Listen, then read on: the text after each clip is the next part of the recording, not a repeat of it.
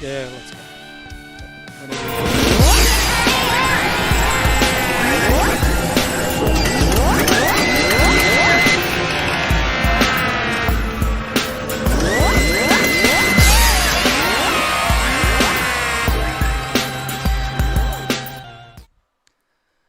And good evening and welcome to the Queensland Futures League 2021.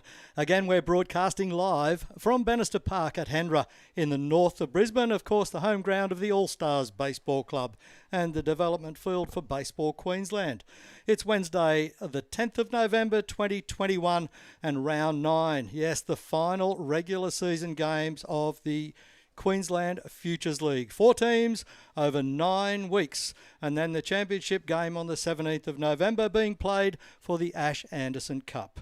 The Ash Anderson Cup is actually in our possession this evening, so we'll try and bring you some shots of that a little bit later on.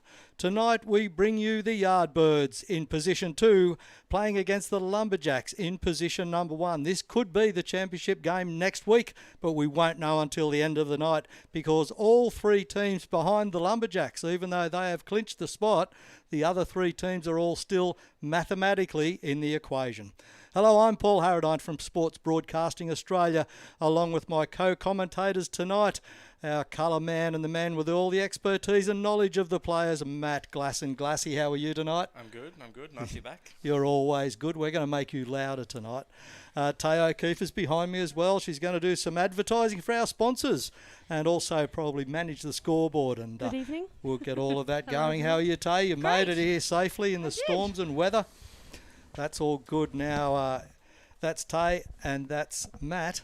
Nick McGowan Christie, off mic, of course, doing all the production, switching cameras. He'll be running all that video fancy stuff that you see and pushing all of the buttons. Our camera operator in the grandstand, as usual, Rodney Reed, doing a fantastic job out there. And dodging the rain. Albeit through the wire fence. He's got a jacket in case of the sprinkles. Certainly has. And, of course, I'm Harrow. Yardbirds are sitting second with 4 wins and 4 losses. The Lumberjacks in first place, 5 wins and 2 losses. And now the starting lineup. So I'll give you the fielding lineup for the Lumberjacks out there in that very bright canary yellow. Looks sensational in right field. The Lumberjacks have Soren Branch in centre. Kylan Pearce in left field. Liam O'Hay. At shortstop, it's Beckham Crooks. The third baseman is Jacob Nilsson. Second base, Connor Laverty tonight. Starting at first base is Brian Humble for the Lumberjacks. And the starting battery for the Lumberjacks on the mound, it's Josh Polo throwing to John Lem behind the plate. That's a solid starting lineup, don't you think, Matt? Is indeed. Yeah, very good. Lem, in particular, the catcher, who does a magnificent job every time we see him in there behind the dish.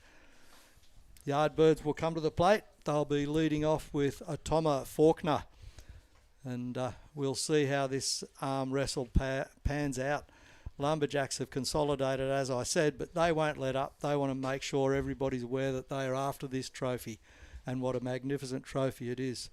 It's left the room, I think, at the moment. It's somewhere here. It is behind us in a box. It's wrapped up in very, very beautiful bubble wrap so that it will not be damaged under any circumstances. And if the weather wasn't inclement, it was going to be on a table right behind home plate.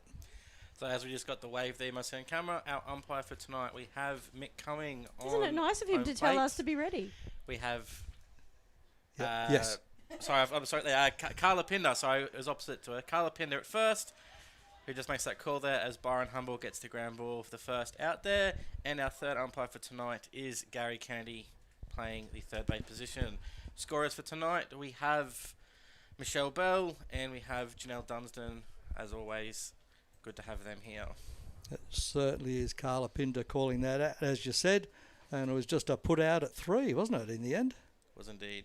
Byron Humble fielded, stepped on the bag. Simple as you like. First pitch he hit. First pitch it was, yep. Byron playing position well. So Lockie Wilson now up to bat. That signature stance of his. Josh Paulo on the mound, or Paolo. Oh, gets a good swing and a miss out of Wilson that time. And we certainly had some storms come through North Brisbane this afternoon, let me tell you. I was in it. There's a couple of us been here since about 5 o'clock. Doing a bit of work on the field. We got the players to give us a hand because it was just myself and Badge, and I can't do much with only having half an arm. So we got the players out. They started helping out. We commandeered one of the players' utes because the deco pile's out behind right field. Saw that. So we commandeered one of the players' utes to go and get some deco for us, which I don't think we actually ended up using in the end. So we got there. There might be a little bit there. It may well help, but the radar, I think, is in our favour. It is We're indeed. in full count right now. Full count pitch coming. Well, it's good to see a batter taking the pitch at a full count rather than hit first pitch for an easy out and a low economic count for him. Especially when we're still announcing stuff. He as lifts well. that one to That's right right. field. There's a man out there, and that's Soren Branch. Gets the fly ball off the Nice bat. solid hit though. Yep. Such a pity. Sounded good off the bat, It didn't it? did. It sounded great. And that part of the field I can't see. So Straight into the glove it went. so that's now 2 out. So yes, obviously the field itself held up quite well. A few soft spots as you can see on the camera. A little bit in front of the mound and a little bit around home plate. Shows us the couple of wet spots we had. As we have Jay Myers in the box now, takes strike 1.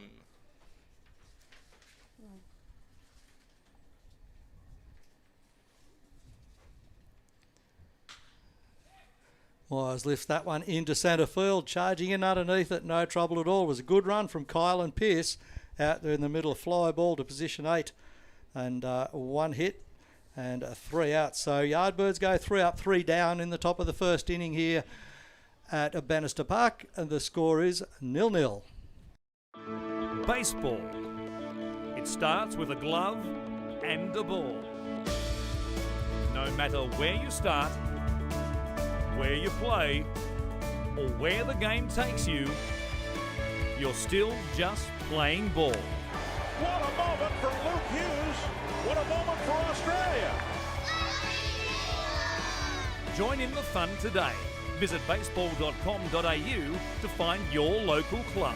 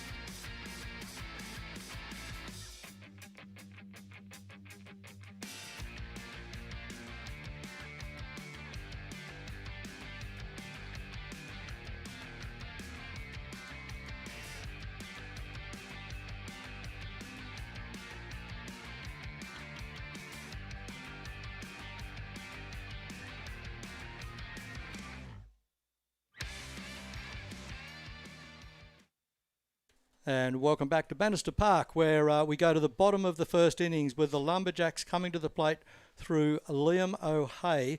And Tay's got his stats. It's all right, you're on.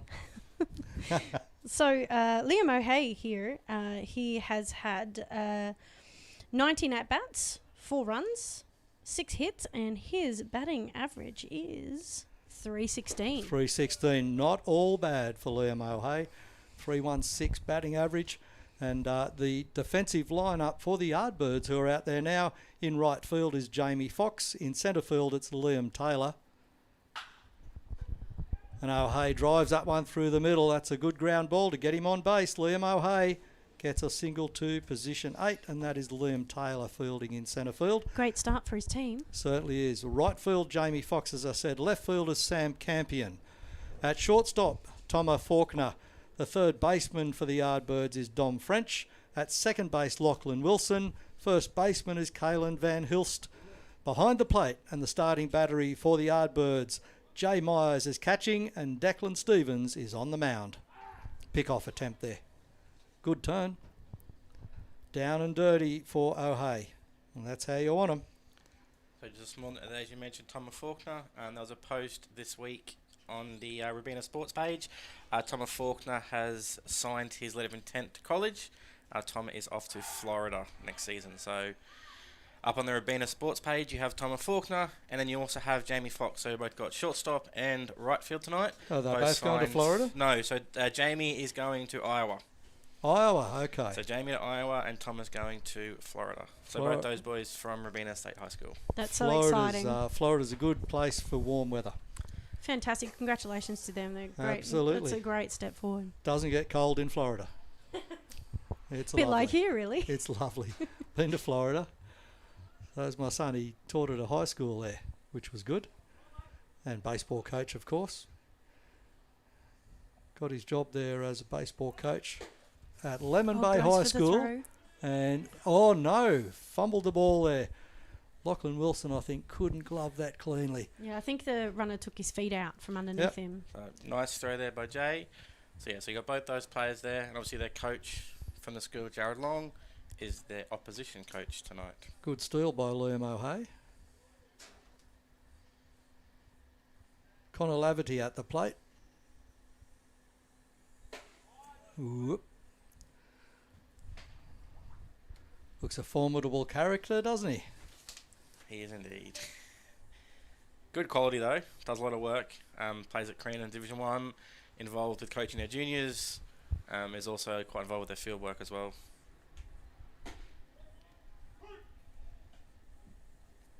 See number 5, he is. Looks like an S. But there is no number S, is there?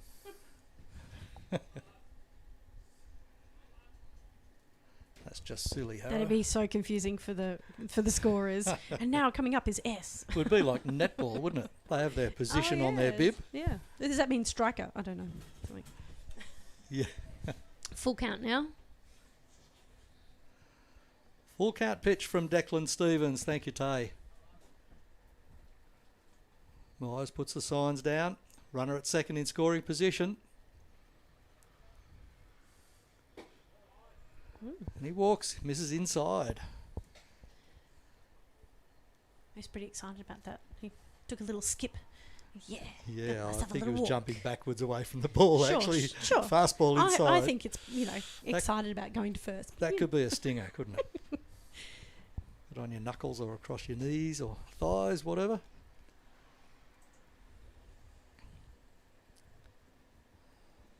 Two good catches on display here tonight. Myers behind the plate here for the Yardbirds and Lem behind the plate for the Lumberjacks. That's pretty solid catching. This is outside.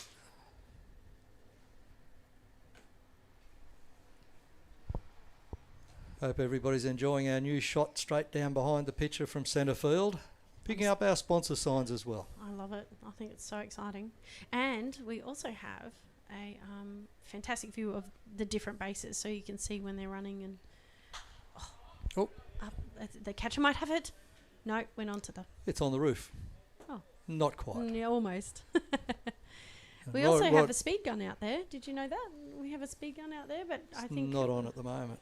It hasn't registered yet, so a bit of tuning in. It was a last minute put up because they weren't sure if it was going to start pouring rain. Yeah. The clouds were very dark and grey, and there was water before, wasn't there? So, we weren't sure if it was going to happen, but we're here and we're ready and we're playing. Luckily. So we've got two runners on. John Lem at the plate, no outs here in the bottom of the first inning. Lumberjacks were home team last week here, and they're home team again this week. So all the cards are falling in their favour. They are indeed. And they'll be home team again next week as well. Yes, first one's into the playoff game, into the championship game, I should say. They can't be overtaken, so they'll be home 3 weeks in a row. Yep. It's always a benefit. Declan just struggling a bit here, not quite locating his pitches. So 1 strike, 3 balls. His 1 strike on John came from the foul ball. The bullpen is active up there in right field. 3-1 count. That's a hitter's count. Yep, there it was. Painted the black. He did just on the outside there. Yeah. They're terrible Where ones he to needed judge, it. aren't they? If only we had a shot of it. There's a bit of a relay going on down the right field bullpen. The catcher obviously can't throw, so the catcher's catching it and then relaying it to the person who's defending him and throwing it back to the pitcher. Should ask Rodney to get a shot of that for us. Why is he doing that again? I'd say the catcher. Oh, he has a struck sore arm. out. Oh, he got him? He got him. Down on strikes, John Lem, to bring up the first out in the bottom of the first. 2 runners on for the Jacks. Angelo Natali in the DH role tonight comes to the plate.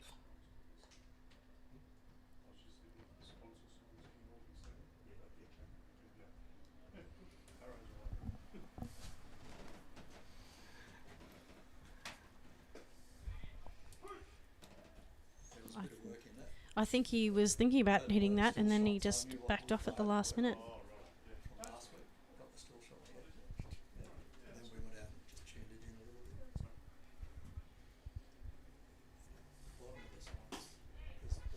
Just missing on the outside corner there. So again, Declan just trying to work those outside corners. Just can't quite locate him at the moment.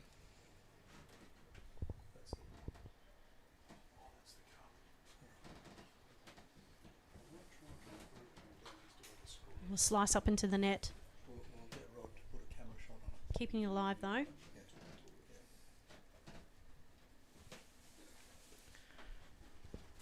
So we've just got BQ board member David Badke in the box here with us. We're just sorting out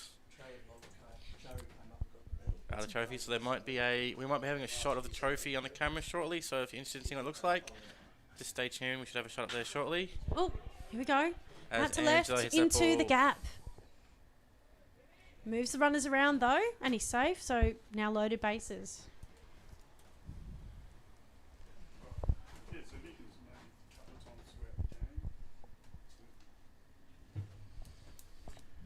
So with that hit there, we now have our first baseman for tonight, Mr. Byron Humble, up to bat.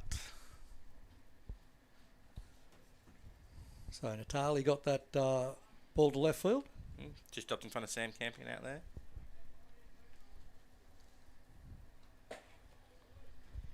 Big swing there. Just loosening his shoulders up with that swing. You're just having a bit of a practice. That's all. Lining it up. Loaded bases, 1 out. Bottom of the first inning. Lumberjacks at the plate with Byron Humble, the first baseman. And Yardbirds trying to defend this.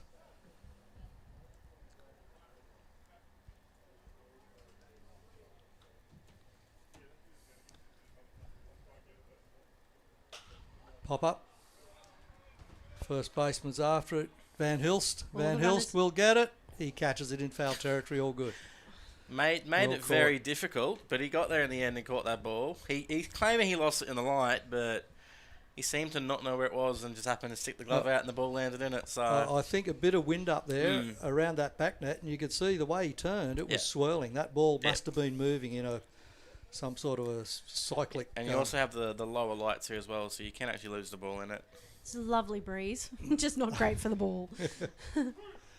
So we've got 2 out now with loaded bases. What can Stevens and Jay Myers work out here to get this third out without any runs crossing the plate? Jacob Nilsson is at the plate for the Lumberjacks. Ground ball. Goes to second base. Wilson to Van Hilston. They get the out and no runs scored. Jacob Nilsson out on a ground ball to second. That's a 4-3 out. Brings up the third out.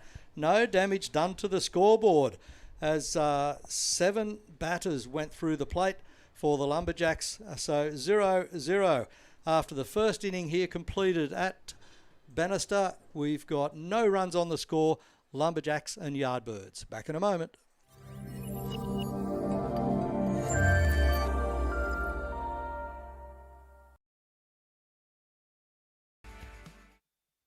Just before we go to a quick ad break here, you can just see we have the camera shot up there now as we just panned away from it. We have the camera on the trophy showing up for tonight.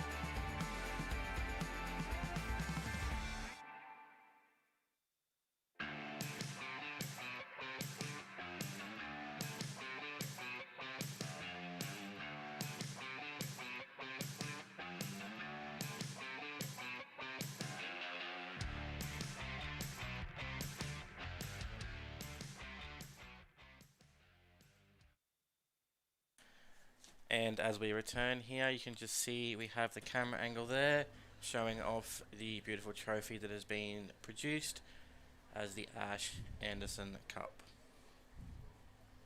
It's very beautiful and shiny. It is great. It's just come out of the box. So and, exciting. It's got all the little labels on the sides. It's going to be great.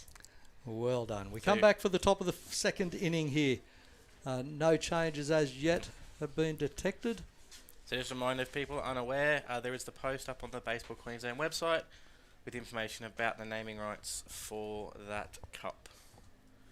So if you're interested, Glenn, if you're listening, you might be able to get a link post in the chat. Thank you, Glenn, potentially. But yeah, there's a post up on Baseball Queensland with information about why we have it named as the Ash Anderson Cup.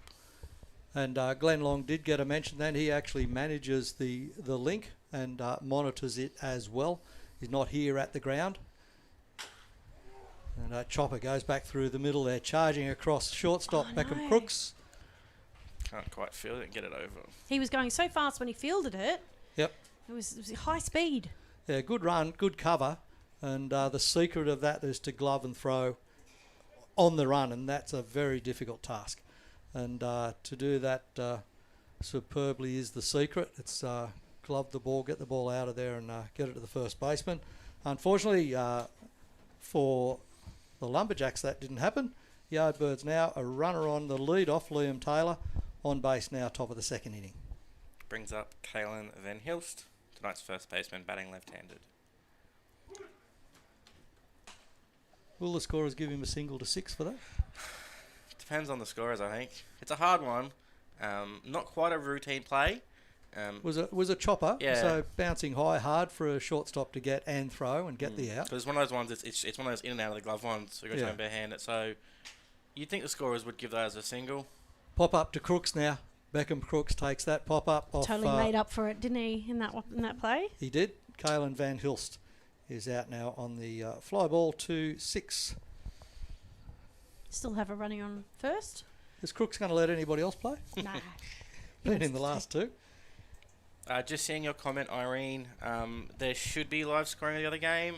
I will check on that, and if there isn't one, I will try and get an update for you on that game. Stay tuned into this game. We'll bring you any scores from the other ground that we can get. We love doing around the grounds.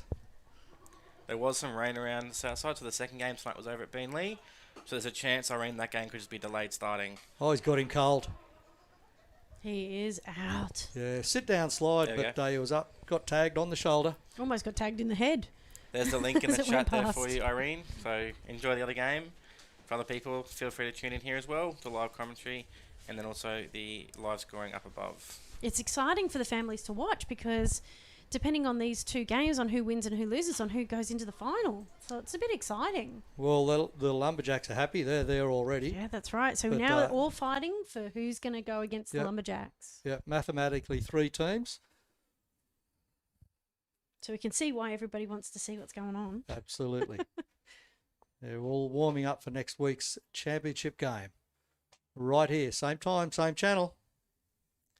Jamie Fox at the plate. 1 out, 2 out, I should say. Both out, bases are clear. As Liam Taylor got caught stealing. Great throw over from John Lem. For anyone just watching, he was in a nice stance there from John Lamb, getting his right leg out, perpendicular to the ground, nice stretching out to frame that ball, bottom outside corner. Josh just missed, and Jamie fouled the ball back. Let's count as 2 and 2 now. 2-2 pitch from Paolo. Not what he wanted. Strikes him out. K2 got him. So 3 up, 3 down at the end of the top of the second inning there for the Yardbirds. They have no runs on the board, so the score remains halfway through the second, 0-0. Baseball. It starts with a glove and a ball. No matter where you start, where you play, or where the game takes you, you're still just playing ball. What a moment for Luke Hughes. What a moment for Australia. Join in the fun today. Visit baseball.com.au to find your local club.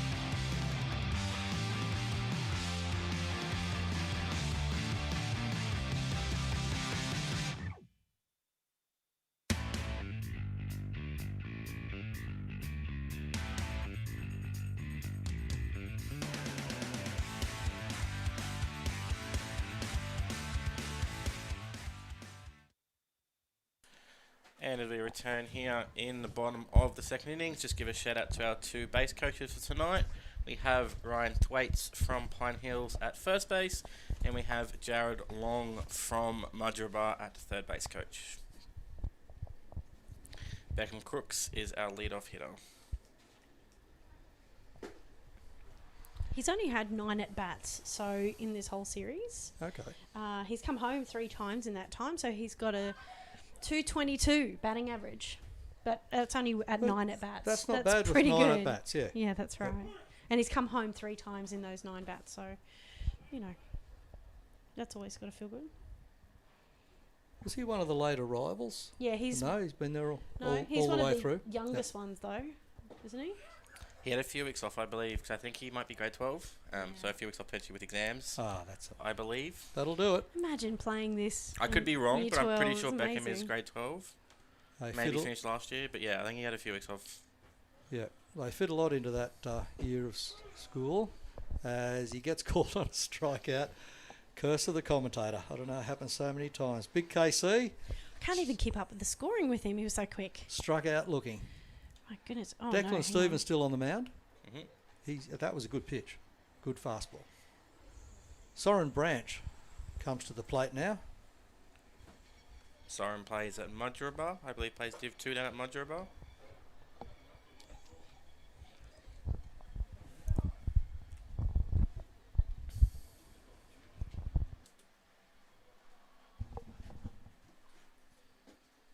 As Soren just swings through that first pitch.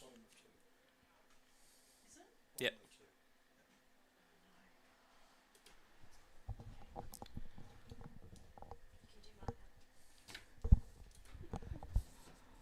Bottom of the second. Nice pitch. Great curveball there from Declan. Just made that small adjustment now. He's pitching better now in the second innings because he's warmed up He's better, warmed I up, think. yep. Yeah, stretched out. That was an 82 pitch. That's the speed counter. Yeah, It's the 82 miles an hour. speed camera is now working. We're not able to get a shot of it on screen at the moment. So yeah, so same location there, back-to-back strikeouts for Declan at outside corner. McCumming calls them both, so he has 2 strikeouts here for the first 2 outs. Brings up centre fielder Kylan Pearce. Kylan plays at Carina. And that's for his Division 1, Division 2 squad.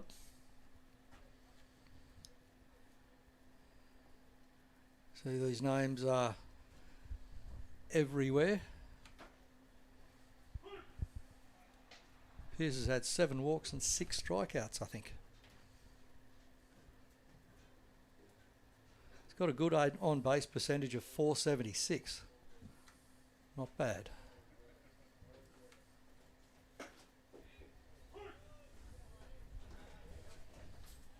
Jay Myers is calling some good pitches. He really is. But Declan again just gets the outside corner pitch. Same as last 2 batters.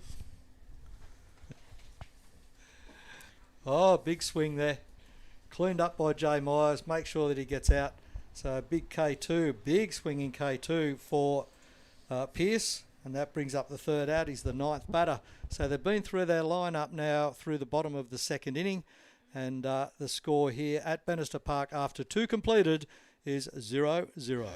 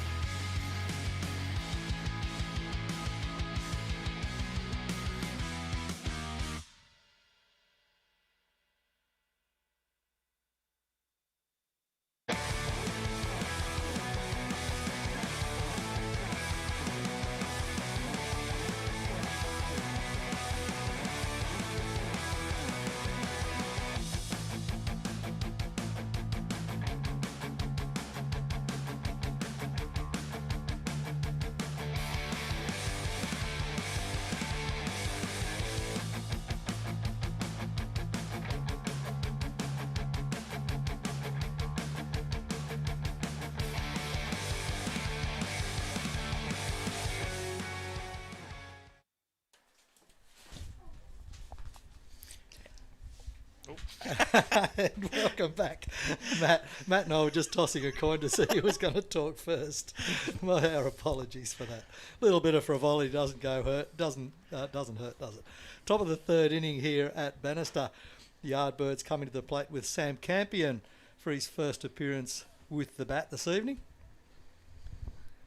He's playing left field. Of course, he rips that one to right field side, but covering out there in that right field position is Soren Branch. Branch runs it down. He turned to go to second. He's wishful thinking there. Oh, yeah. Well, hoping that somebody dropped it. That's his job. Branch had it covered, though. It was a good run by Branch because he was over on the right side of right field and he had to take a fair run. He had to get the wheels moving to get Campion's fly ball. Good catch, good hit, and that's baseball. One up, one down for the Yardbirds. Now you're watching on YouTube, so you can actually put in some comments. Who are you going for? Who's your favourite player? What team are you cheering for? Come on, give us some comments we can read out for the players and for the audience. Tell us whereabouts you're watching from too. Like, are you local? Are you in Queensland? Are you family from interstate?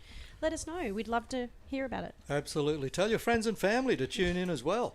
Get in touch with them. Get them to watch this baseball game. If they like sport, they like baseball. Tell them all about this link. So tonight's DHing out bat. Dan Turner DHing for Yardbirds. That was a swing. Has a 2-2 count here on him. I'm also always interested in people watching from home if they've got their smart TV connected to YouTube. Oh, lifts that one to left field. High fly ball. And here it is, underneath it. There he is. He motioned like... Liam O'Hay, your mate Liam O'Hay. Liam O'Hay. O'Hay. So he motioned like where to go. But then he took it nice and easy. So coming out to bat now, we have the third baseman for the Yardbirds is Dom French. And just some late news as I literally just opened my Facebook. Dom has signed and is playing for a Division 1 college in Texas. Woohoo! Starting in August 2022.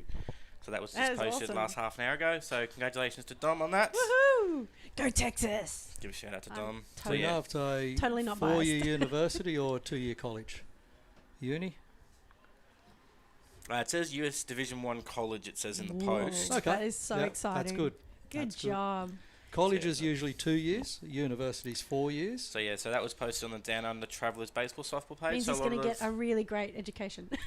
a lot of the players been signed to this group, so they've been helping all these young players get signed up to the colleges. So Down Under Travellers, a lot of these players I'd like to thank for their support. So Dom's giving a shout out to them. His coaches, so Nick Bacona, who's coaching the Assassins, and a quite well-known name, Nev Brocky, in Shortstop, Queensland. ground ball, out at first.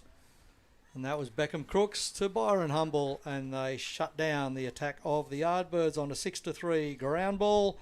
And the Yardbirds over 3 innings at the plate have gone 3 up, 3 down, 3 up, 3 down, 3 up, 3 down. No score on the board from Bannister. Baseball. It starts with a glove and a ball.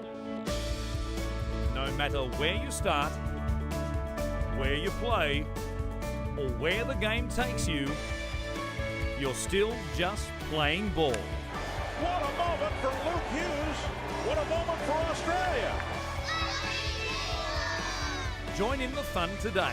Visit baseball.com.au to find your local club.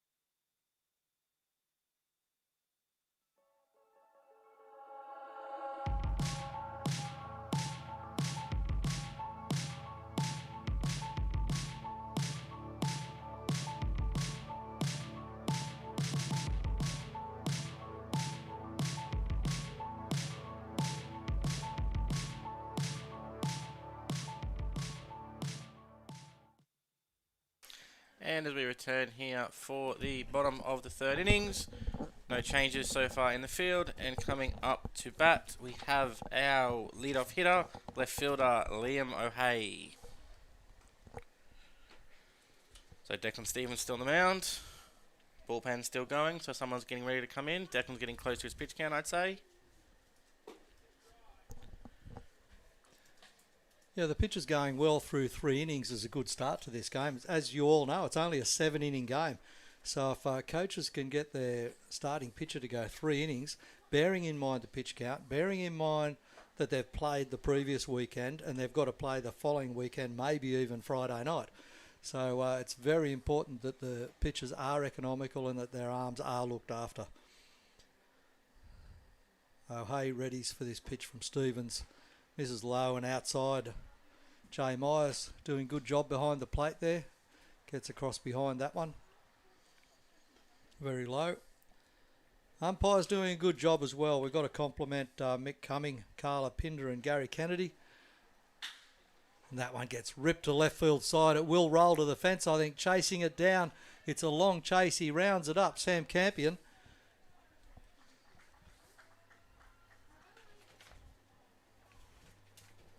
And gets that one back in. But it's O'Hay driving that ball to left field side. So we have leadoff hitter on at second base here now, and that brings up our second baseman for the Lumberjacks, Connor Laverty. That was a long hit. Campion was over in regulation position for a left fielder, but it went over towards that foul line and towards that left field corner.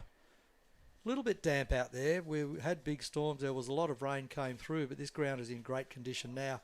And it's only sort of a moisture level on the grass. So just cut you off there. So Mick Cumming has just called a balk there on Declan Stevens. I didn't see the balk what it was because I happened to look away just as he called it. So I can't tell you what the balk was, but Mick has just balked Declan. So Liam now moves over to third base. And on that play, the coach has called the Yardbirds infield in, so I'll be playing in to hold that runner at third base on a play to the infield. Yep. And as you expect after a balk's been called, it unsettles the pitcher just a little bit. Nobody went out to ask for an explanation of exactly what it was either. Sometimes the umpire will go out and explain it, but Stevens might know what he did. I think if with there being no argument or no explanation, I think Declan knew exactly what he'd done wrong there. So and the coaches must have understood that as well. It must have been obvious because no one complained, no one seemed to know, everyone seemed to know what it was. So that lifts foul towards the car park on the first base side. Connor Laverty at the plate it is.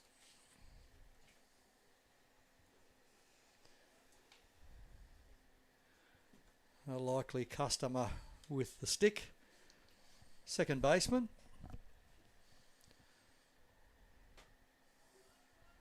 A lot of the players have been moved around during this series to experiment in different positions, which is good. It is a development series, as we know. Connor normally does seem to play a bit more shortstop for club ball, but obviously with tonight, you got the young kid at shortstop. Coaches put him over at second base instead. And a couple of balls outside there, either side of the plate, missing probably a bit high as well, and that walks Laverty to first. Takes his second walk of the evening, so Connor has reached twice now on 2 walks. Brings up the catcher for tonight, number 14, Johnny Lem. That improves his on-base percentage, doesn't it? It does indeed. John Lem comes to the plate, catcher, and runners on the corners. Lumberjacks on the attack. So, John Lem. yes, so John Lem has fantastic... I couldn't hear myself there. John Lem has a fantastic batting average of 333. He's had 18 at-bats and 3 run homes. He's had 6 hits and... 3 runs scored, was it? Yes. Yeah. Yep. Very good. So a batting average of 333 after batting 18 times is pretty good. Ooh, He rips straight that down one the through the middle. It's fielded though. Shortstop double play. First half's done. 6-4. Well done. And they get the double play. Amazing. Great play there. So first part of the play, really good from Tomer to get to that ball because John hit that really hard in the middle. Nice flip over to Lockie Wilson. Gets the very easy first out. And then the nice leaping throw to get the third out. But they did score, didn't they? They Run certainly does did. score. Yeah. So Ooh, the first for the game. Your mate, Liam O'Hay, crosses for the first run of the game. Away. Lumberjacks. Woohoo. And the first out there on the 6-4-3 double play was Connor Laverty. Then John Lem out at first for the second out. So there are 2 out. Pitching change taking place at the moment. 1 run scored. Natali will come to the plate. Angelo type Natali, that is. So obviously Declan Stevens there reached his pitch count for Brent to come out and make that change there. As my head was just blowing everywhere. Thank you, Harry, for stopping that for me. I thought you were attacking me for a minute. So new pitcher on the mound here is we have Cuffin Williams from Pine Hills on the mound. So is this Jonathan Winlaw coming up? To bat? Yes. No. Okay. Coming to bat is Angelo Natali. Oh, okay. He's one of my other favourites, the Natali brothers. So Cuffin so far has thrown 7 innings in this tournament with an ERA of 4. 5 strikeouts in his 7 innings. So Declan Stevens leaves the mound. Cuffin Williams comes to the mound. He threw a little bit in Div 1 on Sunday for Pine Hill. Yes, back-to-back Sundays I think he's thrown now. I Thrown only in know innings that or because two I there. was there.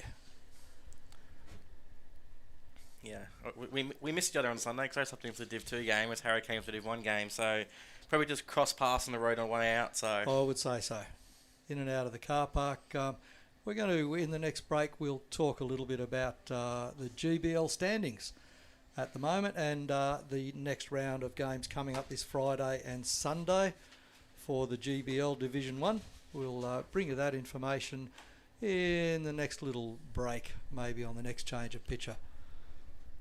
So 2 out now. So Cuffin's going to get the 1 out here to finish the innings. And we have Angelo Natali as our hitter now. No runners on.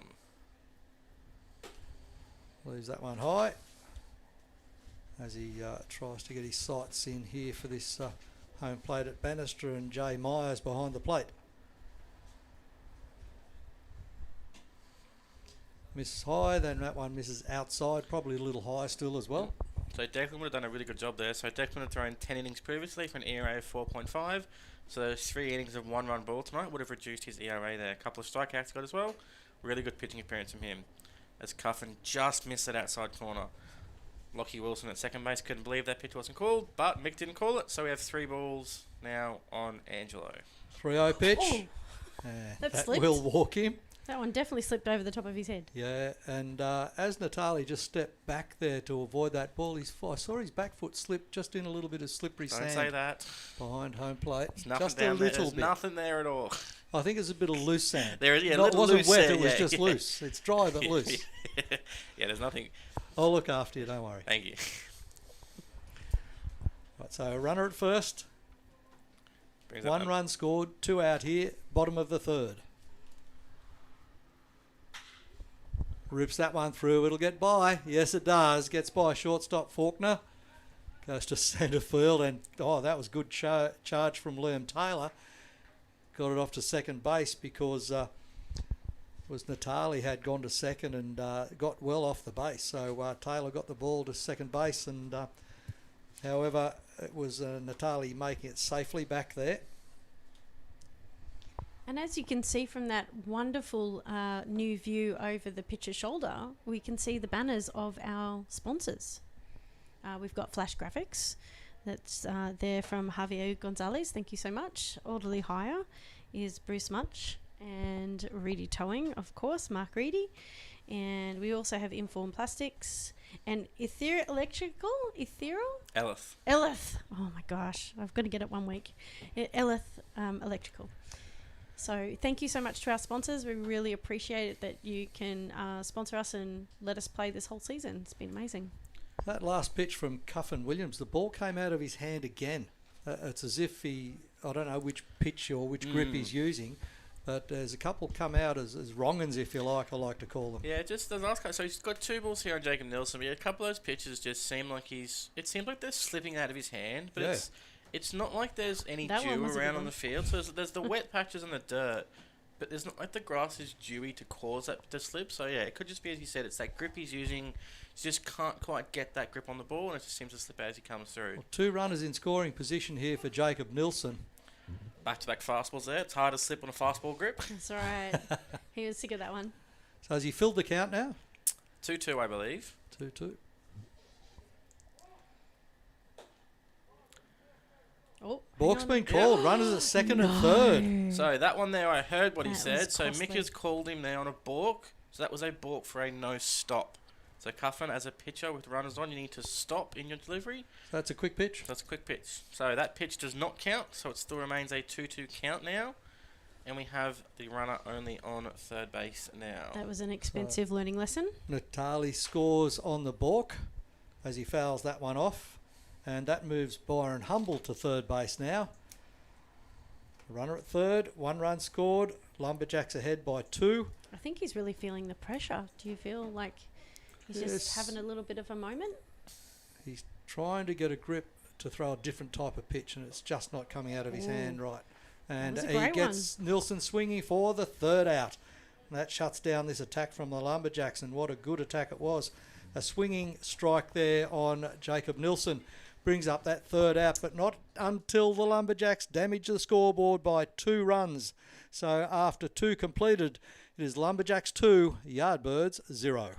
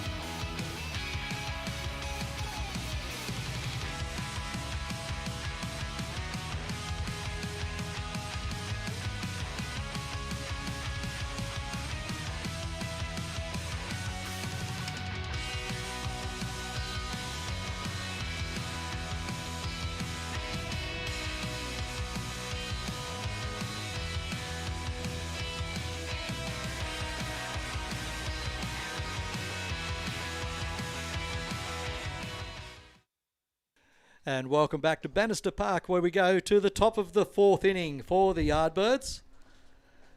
And leading off, we're back to the top of the order as well. Thomas Faulkner at the plate now. On the mound, is it still Paolo? Change of pitcher? No, he's still there. He's doing a good job through the top of 4. He's indeed.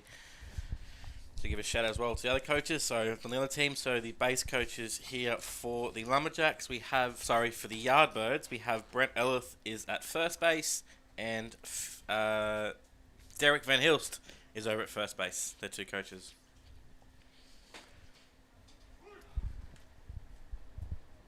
So Brent is the head coach of this team, Derek's helping out. Obviously Jamie Knight was assistant as well, but obviously he's unavailable tonight. And I'll also mention Derek as the supplier of our energy for centre field camera. So the shot we've got at centre field has been supplied by Derek Van Hilst. I think it's Battery World. And thanks very much, Derek. We've got... It's a family affair, isn't we've it? The got Van Hilsts. It certainly is. You got a player and a dad that's going to give us some batteries. Oh, there's plenty more Van Hilsts around. Don't you worry about that. They've got a big baseball history, has Derek. And look, they've got batteries, so they just keep going. Oh, dear, oh dear. He supplied us with the battery, supplied us with an inverter, and that's got our energy out there in the back of my motor vehicle, actually, at this very point in time. So, yeah, Derek has a long history of baseball in New South Wales, playing for the Ryde club down there, Ryde Hawks, and a very good pitcher in his own right. Made a couple of appearances last year up here in Division 1 pitching. Yeah, he can do it. He's got only, the goods. Only when he has to, because he was coaching. So he's coaching again. So he's coaching again this year for the Korean Div 1 team. And again, only has to play when he really has to. So not too often, I think. I think he may have played 2 or 3 games all of last season. So he's saving himself. He's done a lot of work. Just showing his son how to do it properly. A lot of years, yeah. That's 3 balls. Okay, so this is Lachlan Wilson at the plate. Made that great double play there a couple of innings ago.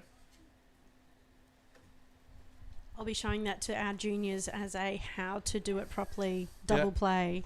That's the a thing. like textbook double play they did. It was wonderful. Yeah, get them to watch the replay. Yep. Just cut that section and have a look at that. That's what you need to do. Stay down on the ball. Yep. Nice quick flick to the baseman, and off they went. Lockie Wilson, the lefty, has got Thomas Faulkner on first base after drawing a walk. Off he goes. So back-to-back walks there from Paolo. Now they've got this 2-run lead, and now they've got 2 runners on base. They really need to do something to... Well, the Lumberjacks have the lead. They're chasing for 2 runs, the Yardbirds. What I'm saying is they need to convert them. Yes, that's right. They just need to be careful. Well, they're up to number 3 in the batting lineup. 3 and 4 in the batting lineup. That's the meat Getting of the batting dangerous, order. isn't it? Yeah. Well, that's the meat of the batting order. And these guys need to tune in and drive these runners in. At least move them around. If Jay Myers can move them around, they've got 1 in scoring position, and maybe then Liam Taylor can come up and do the goods and drive them in. Well, Jay is the RBI leader for the team, so perfect position up here for him. Very dangerous situation, really. So Myers, Right, got yeah, a bunch Jay of Myers. RBIs. He's actually got a batting average of 318. It's a fantastic batting average. 6 RBIs. Yeah, That's a big figure, that one right there. yeah. A lot of value on a team with a player that can drive runs in. Might not get a lot himself, but if he drives runs in for the team, then he's doing an outstanding job. Ooh, Inside, runners That's move it. around. That They- one gets away from John Lem. they made the most of that one. Now there's 2 runners in scoring position. It's what the Yardbirds are looking for. The second and third runners they've had on base in the second inning, Liam Taylor got on base, then thrown out at second. So 1 strike, 2 balls.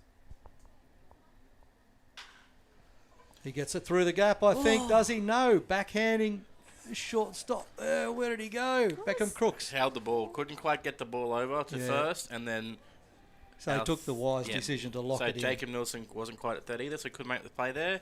So we have 1 run come in, Thomas Faulkner. and Lockie Wilson goes over to third base. Jay So Myers. That'll be a single to 6. You can't give that one as anything else. And obviously that is Josh Paolo's pitch count as Phil Overlap comes out. So we have a pitching change coming up here. I really thought that ground ball was going to get through. And while we're in the pitching change then, we'll bring that to you shortly. Let's have a quick look at the GBL for 2021-22. Team standings at this point in time right now, the 10th of November. We've got top of the table, Carina Red Sox leading the GBL, where they've played 10 games. They've won 8 of them. They've lost 2. And they have a run differential of 53. That's fairly outstanding, that number. They're followed on equal points, actually, a winning percentage of 800 by Pine Hills Lightning. They've also played 10 games. They've won 8 and lost 2, but their run differential is 31. So that's first and second place on the GBL ladder, Division 1. Windsor Royals, as you would expect, are sitting there in the top 4. The third place team, run differential of 27 and 6 wins out of 8 and 2 losses. Redland Rays are locked in with them as well. Played 8, won 6 and lost 2 with a winning percentage of 750 also. Rays have a run differential of 19. So there's your top 4 teams. They're 1 game back, each of them are 1 game back from Carina and Pine Hills. And in 5th position, it's the Redcliffe Padres. They've played 10, won 6 of them, lost 4, run differential of 17, all positive. 2 games back from the leaders. And they're followed by Pine River Rapids, doing a very good job this season. And 8 games, 4 wins, 4 losses for 500. And 3 games back with a run differential of 33. So this is Pine River's first year back in Division 1 in quite a few years now. So quite well to see them up in 6th spot, I think it was. So Yep, so they're holding down 6th and doing a very good job. The Dutton boys are there. and doing a good job with that club as well. They've circulated around a few clubs. They're coming back to be the mainstays of the Rapids. And then follows Surfers Paradise, the Ipswich Musketeers, Coomera Cubs, Mudgeeraba Red Sox, and Tay's team, the West Bulldogs. Go Western Bulldogs! So West, the team First that's come year in back into though. Division 1 as well. So just quite struggling with them trying to get up. So just coming back into our game here, thanks to Harrow for those Division 1 standings for the club ball. Our new pitcher on the mound is the lefty from the Windsor Royals. We have Josh Marriott. So Josh has been playing a lot more outfield this season in Division 1. Normally plays first base and pitcher. Started a game in centre field a couple of weeks ago and played a few games in left field. So quite a versatile player nowadays. So able to play outfield positions, but primarily pitching and first base I've seen him play. But yeah, doubled in the outfield this season, Division 1. So we've gone from one Josh to another. So not sure how Josh is going, but Josh is also quite a strong batter as well. Couple of hits here in this division as well. But yeah, just pitching here for this time. And runners on the corners with Liam Taylor at the plate. Oh, fantastic hit to left. There's a man out there, though, in the shape of Liam O'Hay, and he takes a great catch. He throws to home Runs it plate. home, oh That's my a gosh. long throw. Woo, that was But an he amazing was throw. never going to get that out at home, but it was a good out that he got on the fly ball of Liam Taylor to bring up the first out in the top of the fourth innings. A fly ball to position 7. It goes down in the scorebook as... Sack fly. It was such a great hit. It's just unfortunate that we just didn't have the wind behind it or a bit more oomph or something. Ah, well, to that's take it back. baseball. Lockie Wilson crosses the plate for a second run for the Yardbirds and ties this game up at 2 apiece. So- He wasn't taking any chances either. He ran quite fast. Jay Myers stayed at first on that pitch, so runner on first now with 1 out. And we have Kaylin Van Hilst, tonight's first baseman, up to bat. It was good tag and run by Lockie Wilson. Of course, he had to tag up at third base and wait for that catch. Then he got the wheels going, million miles an hour to home. Absolutely. And it's lucky he did because that ball was chasing him behind. And Lem had to go down the Hit by line pitch. a bit to get it. Just brushes Van Hilst. In the soft part, right in the guts. It wouldn't have been nice. Hit by pitch ball. That puts Van Hilst on and moves Jay Myers to second base and into scoring position. An opportunity to go ahead in this game for the Yardbirds. There's only 1 out and runners at first and second. Brings up the right fielder for tonight, one of our recent signees, Mr. Jamie Fox.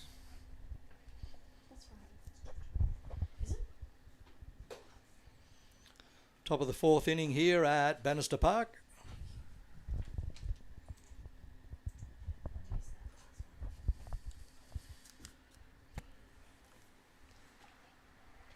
So Fox just repositioning himself, setting himself up in the office. Pitch just missing outside and low. That Marritt's just still trying to find his zone here, trying to locate those pitches. Big, strong lefty Josh is, one of the taller guys out there. Nice stretch out. Throws from a bit further down than some of the players out in the field, so...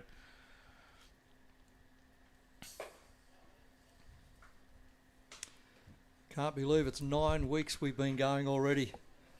Game number 9 here.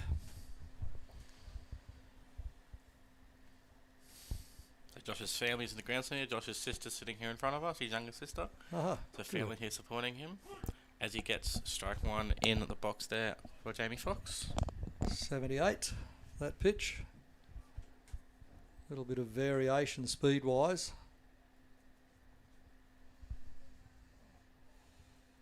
Very quiet crowd. Yeah, when the Assassins were here, they were all screaming and cheering for each other. So it's a different atmosphere tonight. Well, Assassins are coached to make a lot of noise from the dugout, which is good. It's enthusiastic. Yeah, their coach is quite well known for that, Mr. Nick Bacono. Yeah, and So- he's a character. He is indeed a character. That is the best way to describe him. So Sam Campion up to bat now as the on-deck hitter comes running back from the bullpen. Must have what he's up next. So Sam Campion at bat here with a loaded count as Mick Cumming just calls time and goes out and brushes the plate. There's a quiet word to Johnny Lem there. Such a dangerous position for them all to be in with loaded bases here. Loaded bases, only 1 out. His There bat goes the just flung out of his hand.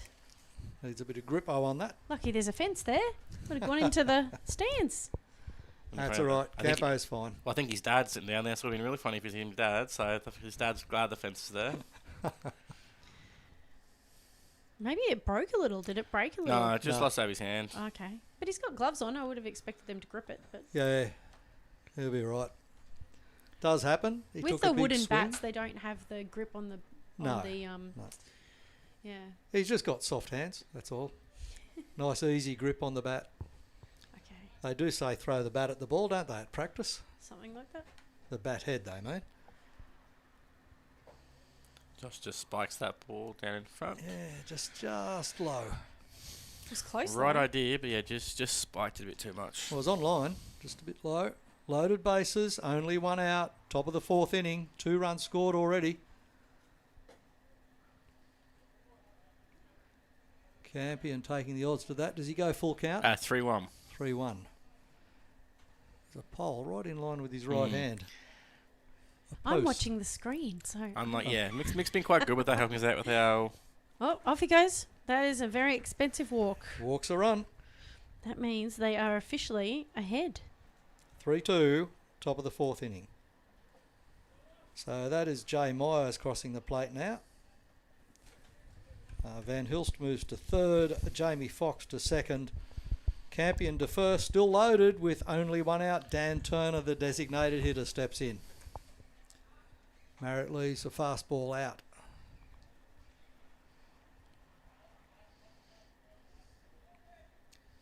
It's turned into quite a nice evening out there, surprisingly. Good pitch, makes a little adjustment there, Marriott, and brings it into the edge of the zone.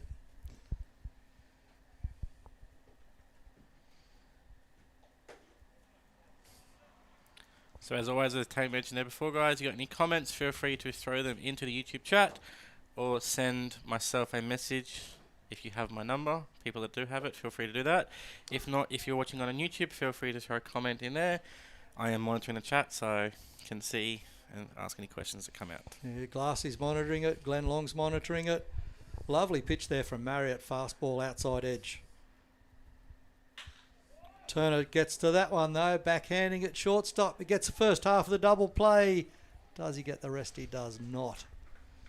So Sam Campion is out there at 2nd on the fielder's choice. Fielder's choice 6-4. All the other runners are safe. So Jamie Fox is safe at 3rd base. Kalen Van Hill scores on the play. And Dan Turner himself is safe at 1st. Fielder's choice to shortstop. So another run scores there. So Kalen comes in, so that's the 4th run. And we have our recent signee, as we mentioned there before, Dom French up to bat. Runners on the corners. So Dom and Josh are quite close friends here, so this will be an interesting battle for the two of them. The first one goes straight into the net. So he had to go at the first ball. It's interesting when players are playing against each other in this comp, but their teammates on the weekend or whatever in their club game. So 4-2 now. Good lead by the Yardbirds. They've broken out here. With 2 out. Nice pick-off move there from Josh, showing that lefty transfer over. Oh, Runner those was lefty safe. pickoffs are so scary because they just don't know they're coming most of the It's time. hard when you're a runner at first. Not much of a movement to... You don't have to worry about moving your shoulder, looking over your shoulder to pick him off. You just throw it. So the clue is to find a good pitching coach, a good batting coach as well, and the coach at first has to tip the player off to what they're looking for in a left-handed pitcher's pick-off move. You're looking for their right shoulder. Thank you, Matt. Because to turn and face you, they have to turn their right shoulder towards you. Yep. Oh, there you go. So that's one of the giveaways. Some guys can disguise that, but one of the things I try and watch for myself is, with the runner on, you're trying to watch the right shoulder, because the right shoulder, cause to turn and throw, they have to rotate that shoulder towards you. It's So got to There he move. goes. It's got to move first. I see what you mean with the right shoulder. He led with it. I see. So we got a call out from Josh's sister in the chat. Hello, Sophie. We have a balk called there by Carla Pinder. Oh, no. I believe that was a no-step balk, so he didn't step. So this is one of the things with left-handed pitchers. When they pick off to first base, they have to make a step towards the base they're facing. So Carla has called Josh there for not making enough of a step towards first base. So on that, we have Dan Turner is moving up to second, and Jamie Fox scores from third base on the balk. Correct. 5-2 ball game. Top of the fourth inning. So I believe that's the third balk called tonight, and I think that's the only 3 I've seen all season be called. So By 2 different umpires. probably even 3 umpires. I think Gary called the first one. So Oh, okay. There you go. So the count is 2-2 now. 2-2 pitch from Marriott to Dom French. Whoa, wide that one. So where are we tuning in from tonight, Sophie? Seeing you in the chat there. Full count. Yeah, runner in scoring position at second base. That's Dan Turner out there, the designated hitter. Can Dom French do something about moving him? Out he goes. He can. He walks. Yeah. So runners at first and second now. We go back to the top of the order here in the fourth inning. Coach's visit.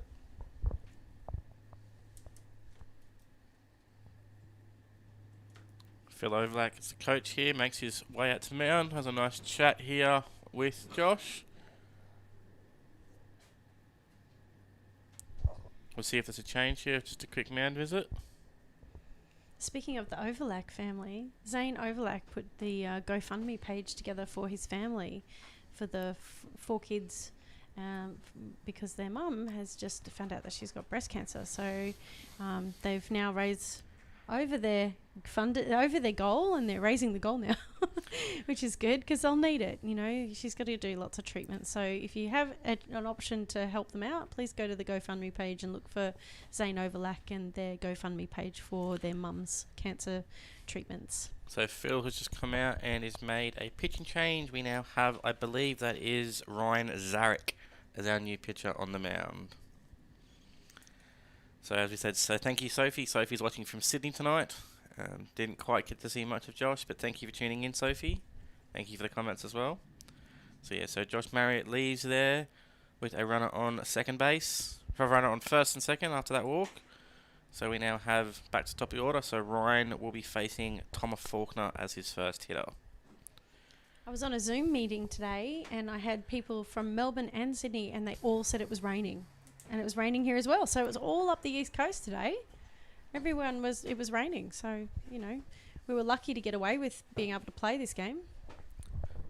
So with Thomas coming up to bat here, this will be Thomas' second at-bat of the innings. So the Yardbirds have batted around for this innings. So Ryan is going through his warm-up pitches here. Has a nasty curve in his pitch, doesn't he? So I believe this is Ryan's second team. So Ryan actually started playing for the Yardbirds, but got injured, I believe, in the second week of the season playing club ball. So Ryan was injured by that team, so obviously he wasn't able to play for them any longer. So they obviously, because of the injury, they replaced him on the roster. And then when he was able to play again, the Lumberjacks picked him up, and here he is coming into pitch against the team he used to play for. A little of an oddity there. So he's played for both these teams this season. It's a good chance for him to show them up, isn't it? So coming on now, we have runners on first and second with 2 out, and we have our shortstop for tonight, Thomas Faulkner, up to bat. Harrow's just stepped out for the moment, so you just have myself and Tay here. Strike 1 called there on Thomas. Nice pitch by Ryan. So Ryan plays at Carina as well. So quite a few Carina players out here tonight, as well as the coach with Derek. Just missed inside corner on that off-speed pitch. Came in at 64 mile an hour.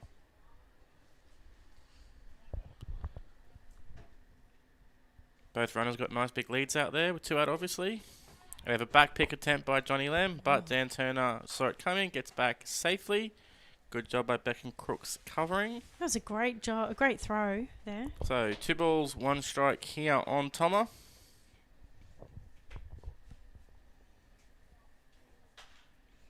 He fouls that ball down the right field line. Byron humbles over to get that ball.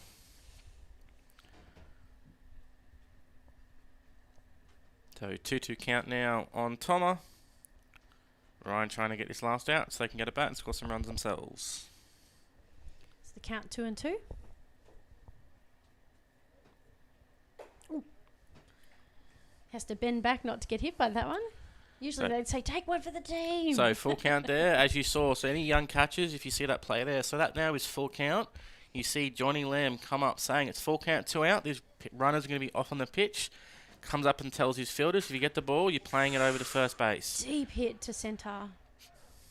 Oh, he's running back. Did he get it? He Yes. got it. What a catch. Unbelievable. Kalen Pearce with a really good catch there. Thomas nearly got the ball out to centre field. Harris Carr was in danger out there. But ball was kept in play, and Kylan made a great job getting over to that pitch. So runners are 2 runners left on, but the Yardbirds score 5 runs that innings, take the lead 5-2 as we head into the bottom of the 4th inning. Baseball. It starts with a glove and a ball. No matter where you start, where you play, or where the game takes you, you're still just playing ball. What a moment for Luke Hughes. What a moment for Australia. Join in the fun today. Visit baseball.com.au to find your local club.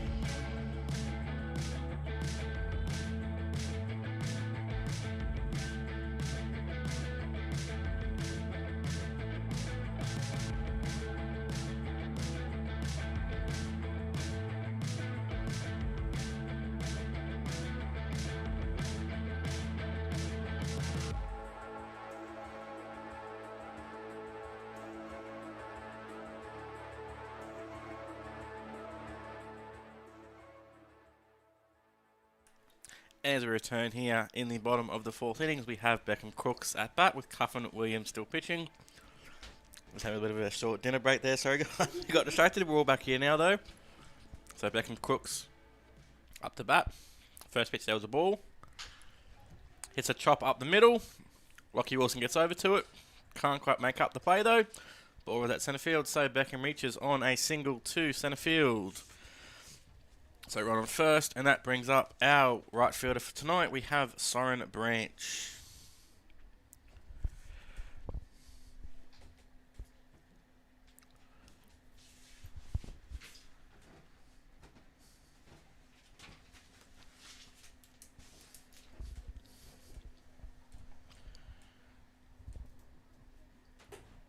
So ball 1 is high, so Cuffin there throwing about 75. That's about Cuffin's maximum. I'd say a little bit higher than that, but 75 mile an hour for that pitch. It's about Cuffin's maximum speed.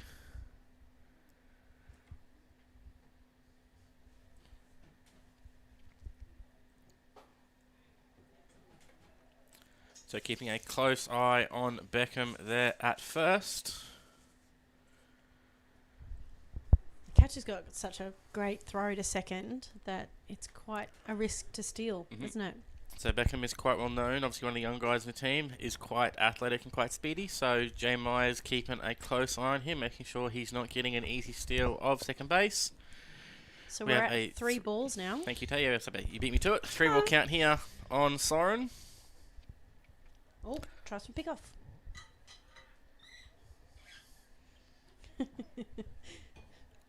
Not sure if he was quite ready for that. He touched his toes almost.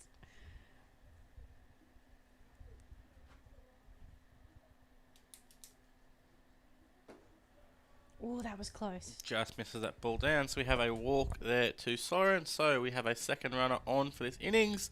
Brings up the centre fielder who made that great catch there to end the last innings. We have Kylan Pearce up at bat.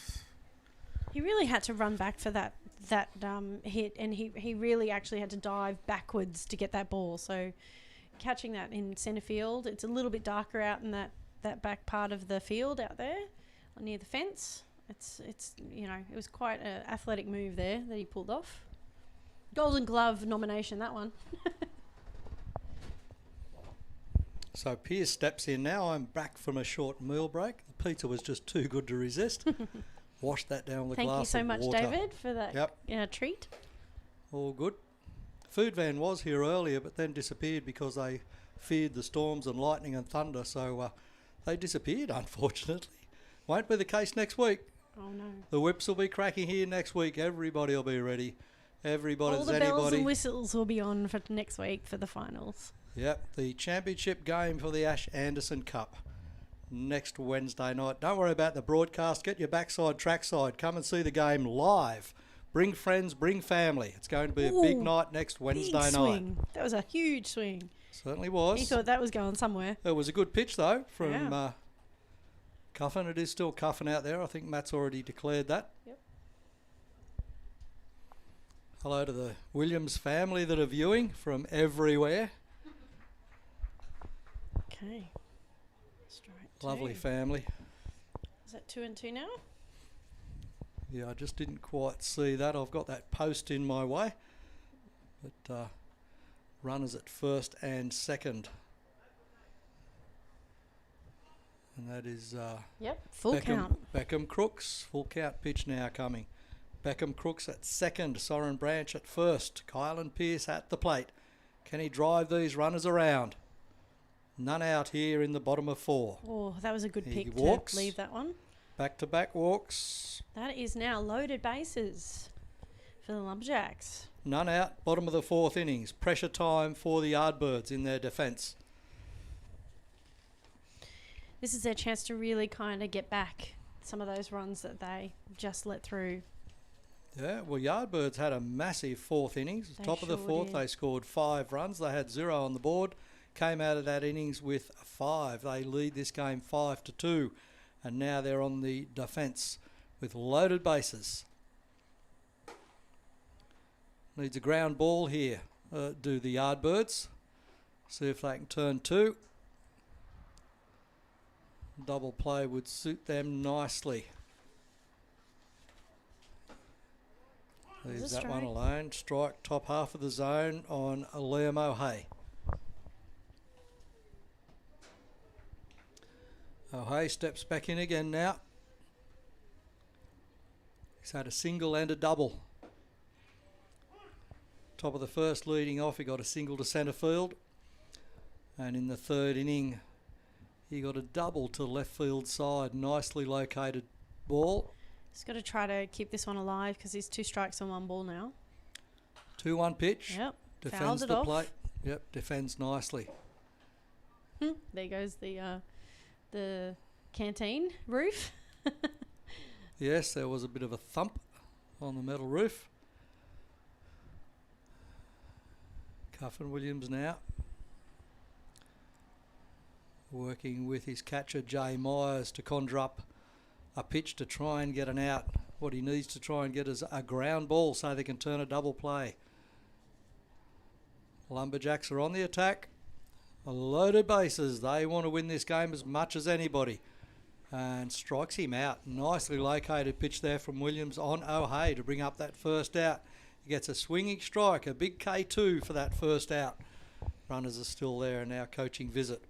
He had a bit of a hit and run sort of motion there too for that last strike. I think he was just going to try to. Well, he was just trying to make contact. Yeah, he needed to try and get this run across the plate. Oh, there's pitching swapping. change. Oh, yeah. So they're coming out for a pitching warm-up, yeah? Cuffin's been out there for a little while now.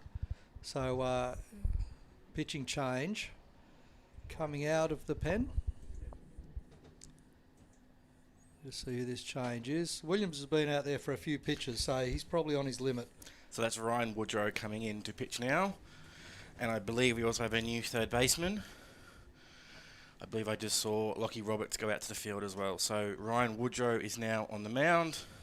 In the bottom of the 4th inning with only 1 out. B4.1. I write that down in the score sheet as. Bottom of 4 with 1 out here for Ryan Woodrow, replacing Cuffin Williams. And 3rd baseman change. I could be wrong, but I think this. Actually, Dom's still out there. Might be another change. So we'll just stay tuned for the full change. But we do have a new fielder out there for one of the positions. There's a cluster of infielders at second base. So I don't actually know who's going where and who's actually come out of the game. But there's been at least one change. And I can't quite tell who has come out because... Who did someone go to the dugout from there? Did they? Yeah, I saw somebody come. I thought it was shortstop or second. It looks like it could be shortstop. So Tom or Faulkner might have come off to go down to the bullpen potentially. Yeah. Because looking at those four fielders, it's Lockie Roberts, Lockie Wilson, Dom French, Callan Van Hill standing there. Tom is wearing number 7, I think, on his uniform. Because that's now Dom French, who was wearing 14, I believe, standing next to Callan there at second base. I can't quite see the bullpen. 9, but it does down. look like it's Toma's action, having seen Toma pitch before. That looks like it's Toma pitch. That's Toma down the bullpen. So Lockie Roberts, it looks like, has come in at third base. And then Dom French will shift over to second base. And Lachlan Wilson will shift to shortstop. So Lachlan Wilson to shortstop. Dom French has gone to second. And then Lockie Roberts is now in at third base.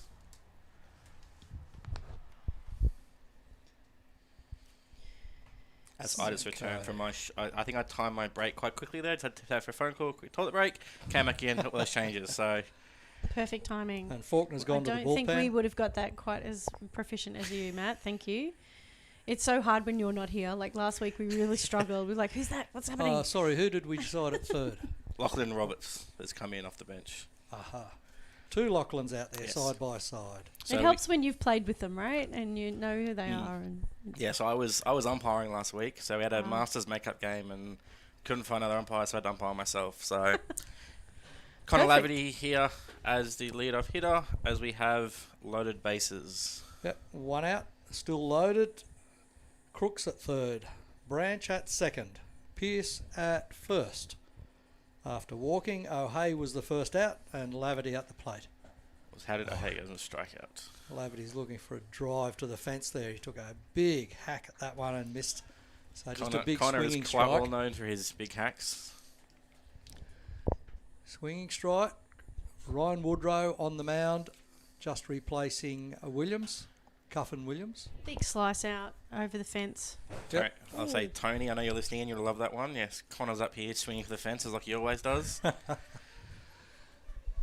Failed that off to the roof of the change room. I think that was 1 ball, 2 strikes. It was 1 ball, 2 strikes, yes. 1-2 count.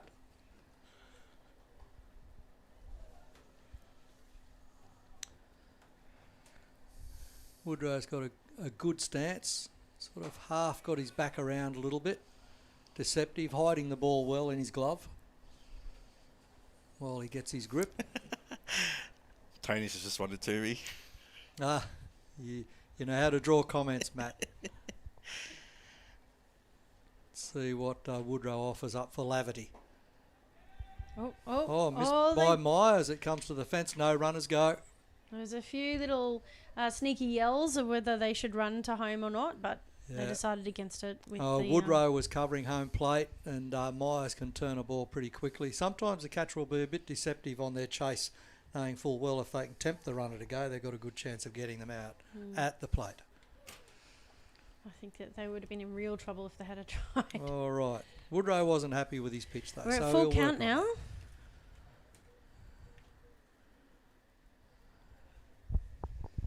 3-2 pitch now for Laverty. Who wins this battle between Woodrow and Laverty? Whoa. The chopper goes down the line. Foul ball. Foul ball. Jared Long at third base.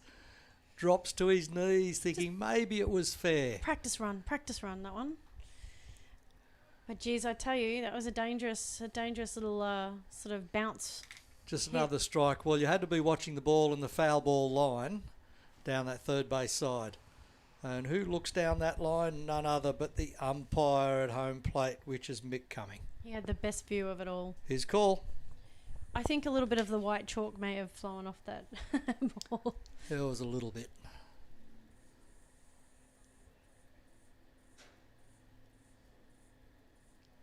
Everybody resets with a full count pitch. Loaded bases here at Bannister Park in the bottom of the 4th innings.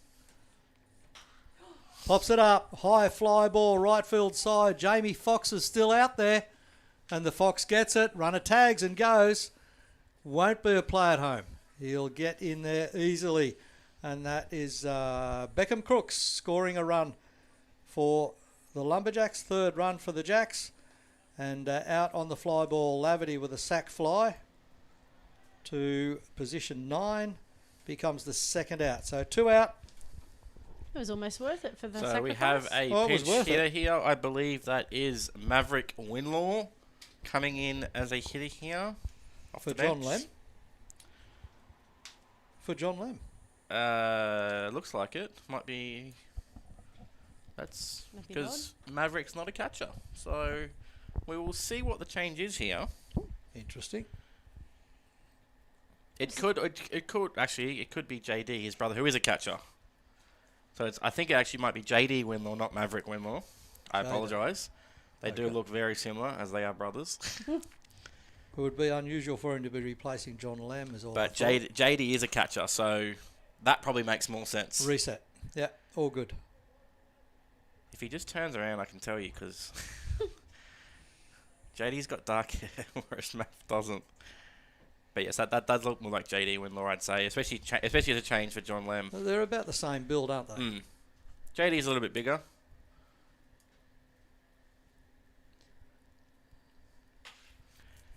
Yeah, that's definitely JD running, yeah. Turns it inside out, that's his run. Yep. Out, though, they get the 3rd out at second base on a 4-6 ground ball, and that out is on Kylan Pearce. 4-6 ground ball. Pearce becomes the 3rd out, and Winlaw is left on base, fielder's choice to position 4, and he's stranded. That's all I can say about that. So they leave 2 runners stranded. In that inning, they got Beckham Crooks across the plate. Soren Branch is left stranded at 3rd. Winlaw left stranded at 1st. 2 runners stranded with those 3 outs. But they add to their tally, the Lumberjacks. They score 1 extra run to take the scoreline after 4 completed here from Bannister Park. Scoreline is Yardbirds 5, Lumberjacks 3. Yeah, so Johnny Lem's just warming up the pitcher here. So yes, I do believe that'll be JD Winlaw coming in as our new catcher. Still have Ryan Zarek on the mound, but we'll have a new catcher coming in here.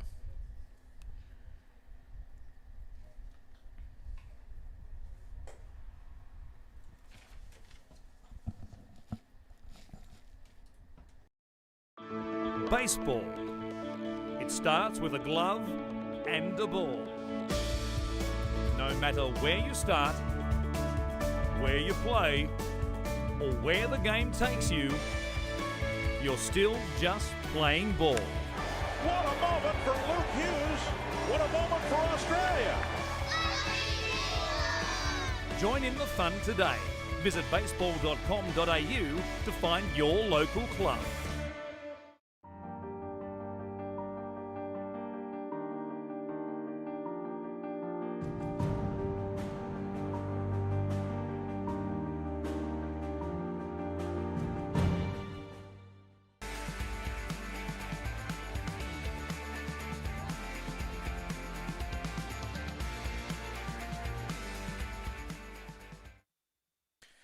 And as we return here in the top of the 5th, sorry, lost meanings there.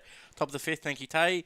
We have Ryan Zarek in the mound, we have our new catcher in JD Winlaw, and we have Lachlan Wilson as our leadoff hitter.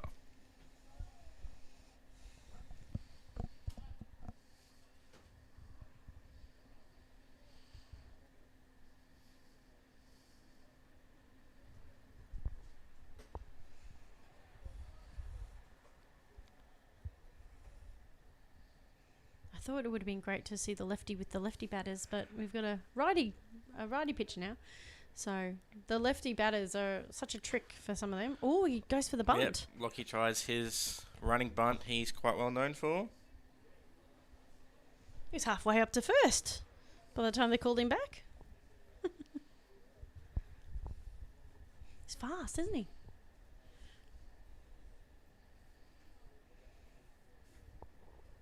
Is he coming back? He is. He ran a long way down the line. No one told him to come back. He's just taking his time now, so he's not out of breath by the time he does it again. Okay, 1 and 1.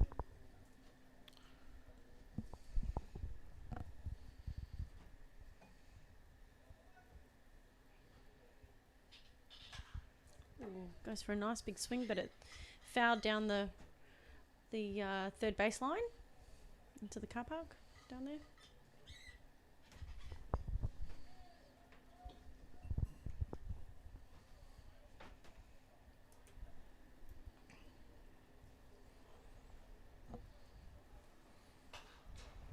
Same slice down that left side.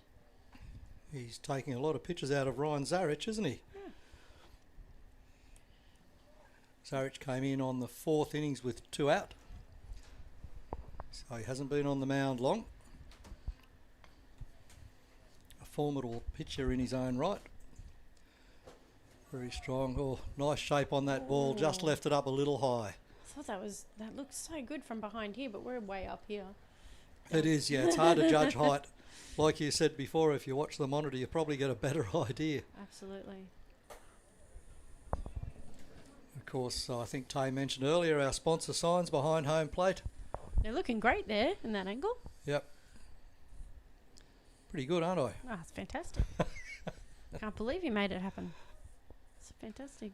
And having to hook it up to like a main battery, well, it's just a bonus. Here we go.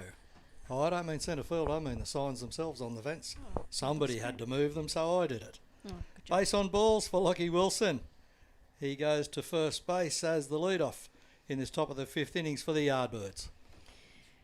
And if foul balls weren't counted as strikes, he would have had 15 strikes on him. He took a lot of pitches out of Zarich, as I said, and that's a good job for a batter to do. So back-to-back walks there for Lockie. Yep. So Yardbirds with 5 runs on the scoreboard, looking to build a bit of insurance here in this top of 5. And they've got the Lumberjacks chasing them on the scoreboard now. Of course, the game goes 7 innings or 9:30, whichever occurs first. And we've got an hour of play to go at least. So I'm sure they'll get through those final few innings. So Jay fouls that one off on a check swing there. That's the way to get a strike for Ryan Zarich. Just hit the bat. Get the ball to hit the bat. It's a strike.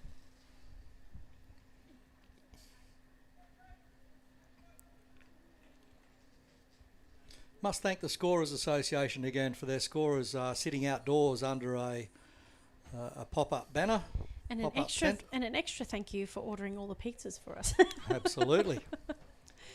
They did a great job. They were rounding up everybody's orders. Food truck issue, so they've looked after the crowd that are here, and yeah, very nice. Is there anything they can't do? There's not much left in the scorers booth here this evening, right. as far as pizza goes. A couple of bits. Just missing on that top pitch there, 76. So we have a 3-1 count here on Jay Myers. So Jay belongs to the Redcliffe Padres Club. It's their Division 1 catcher.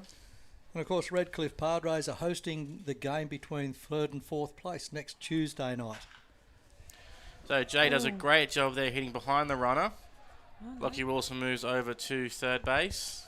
Great running from Wilson. So you also see there you have a rotation of umpires. So with that ball going up to third base, you have Mick Cumming rotated to third base, and you have Carla Pinder as the first base umpire. She rotates into home in case you have a play there. So Absolutely. Great hitting from Jay.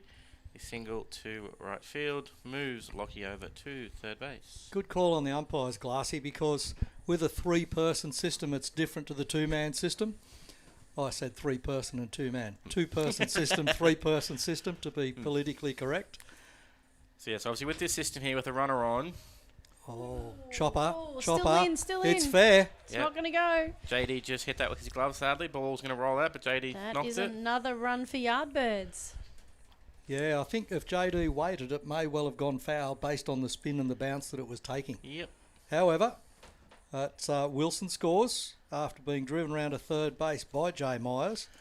And Myers stands at second now, and Liam Taylor at first. So just finish that comment off. So I was with the three umpire system, with the runner on the third base umpires in the middle, first base umpire first still, and then you have the home plate umpires. When a ball gets hit like that to third base, the home plate umpire rotates over to third, and then the first base umpire is on standby for the play at home if needed. As we have a great double play there. So another absolute corker of a double play. So ball hit straight to Connor Laverty, who gets the wonderful feed to Beckham Crooks for the first out, and then Beckham with the great throw to Byron for the second out. So we have a 4-6-3 double play there. This is the game to show to all of the kids coming up of how to do double plays. 2 in one game. Amazing. Yep, 4-6-3. Taylor the first out. Van Hiltz the second out. And Jay Myers ends up at third base with Jamie Foxx up to bat. So the top of the fifth inning ain't over yet. They've scored one additional run, the Yardbirds. They now lead this game by 6 runs to 3. So as much as Connor likes to swing for the fences when he's batting, Connor did a really good job there of getting that ground ball and the nice flip to the shortstop to get that first out. That catcher just did a great job of keeping that ball in front. That's right. JD just getting out of his stance there, getting up, jumping that ball, keeping it. Obviously, runner on third. Got to keep that ball in front. Stop the runner scoring. It was a fastball going wide. He knew the runner was coming, so he made sure it didn't go past. So used his gadget arm. fantastic. Bigs. Yes, exactly. Go gadget arm. That's what he had. Big swing there from Jamie Foxx. Wow. 2 out, runner at third. Top of the fifth innings, Yardbirds trying to build more insurance. Way high and wide. High, wide and handsome from Ryan Zarich.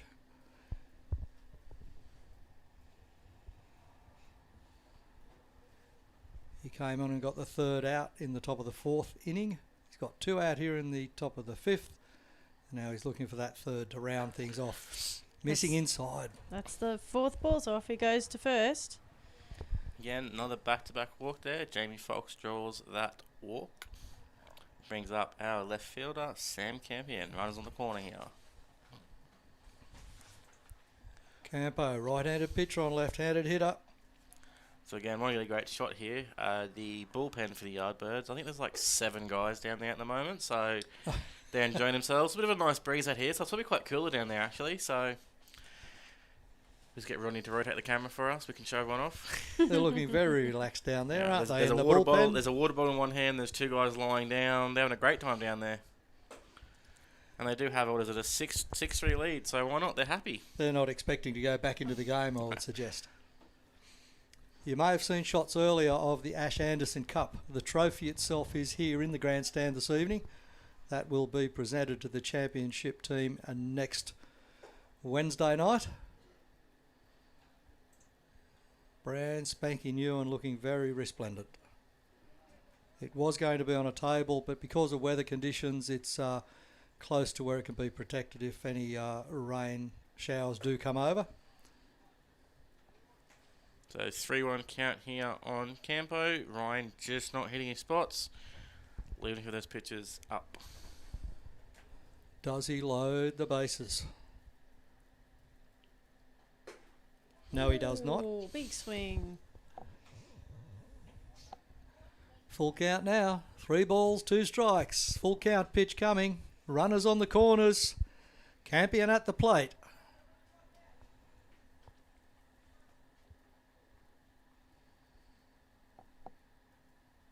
Full count pitch now.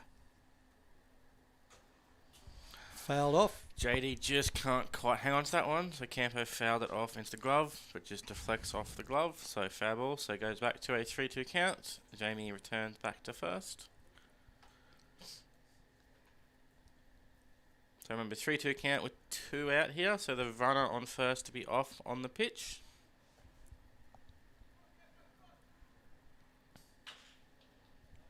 As Campo fouls that one down to the bullpen, who will fight for the ball. The runner's got to second twice now and had to go back. Yeah, he's warm now, isn't he? He's like, oh, come on, dude. All stretched up and ready to go. There might be, yeah. So some of those guys in the bullpen, I feel, are injured players, because there's a couple of guys down there that aren't quite in full uniform, so they've got their joggers on. So I'd say they're some of the injured players down there. Okay. So they're on the lineup tonight, but They're not expected to play. Oh, lifts that one foul. Yep. He hit it well, just Quite- a little bit too foul. That's right. If it just had been in front, it would have been a great hit. And the runners are itching to go. They're ready. They're ready. At any moment, 2 out, they're ready to go. Man at third is Jay Myers. He knows his stuff. Off There's he the walk. goes. He loads them up with a Well, walk. Few cheers from the dugout that time.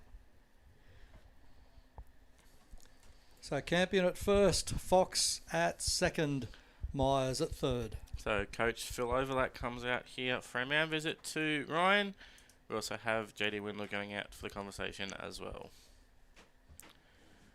So Phil grabs the ball here off Ryan. I'd say that's probably close to his pitch count. He But did a yeah, he's great walked a job couple, while he was of there. guys. So Yeah.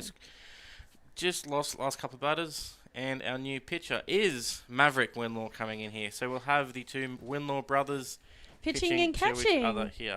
I'm sure they've done that a lot at home, practicing. Do you think? Yes. Backyard or something?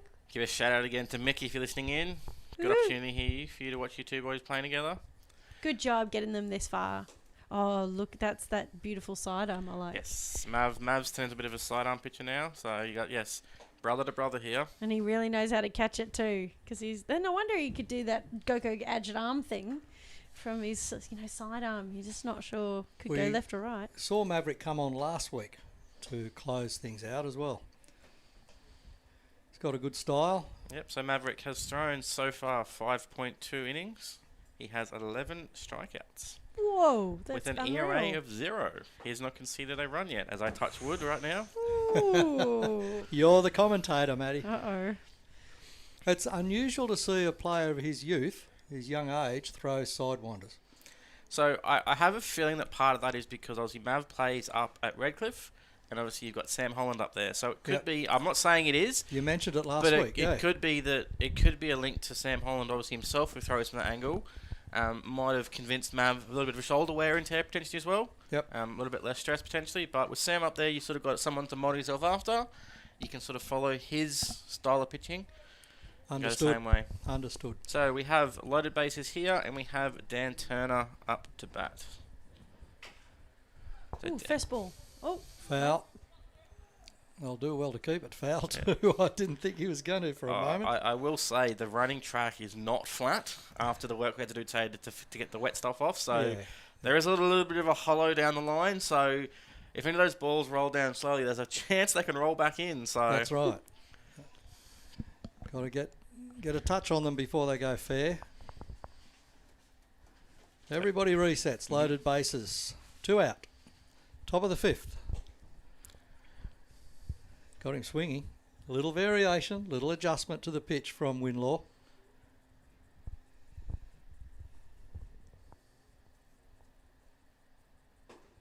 Gets him swinging This is again, a and they go back to dream. the dugout, all done. fantastic. There's a dream between brothers to strike people out on the third out and change innings. How exciting for them. Turner strikes out, and that is the side away.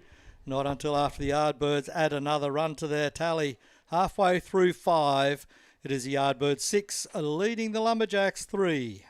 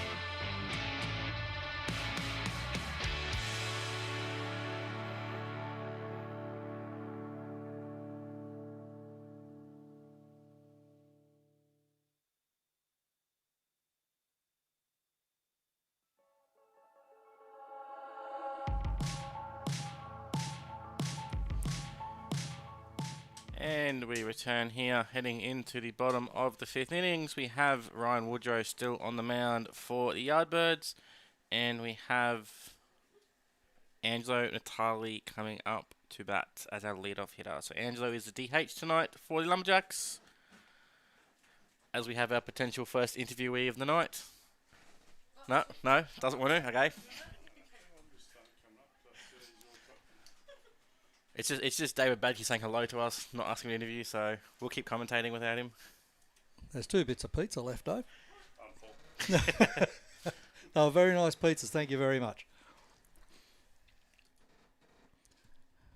So, bottom of the 5th inning. Lumberjacks at the plate with Angelo Natali, designated hitter, up there at the moment, facing the pitching of Ryan Woodrow. Swings over top of that pitch there.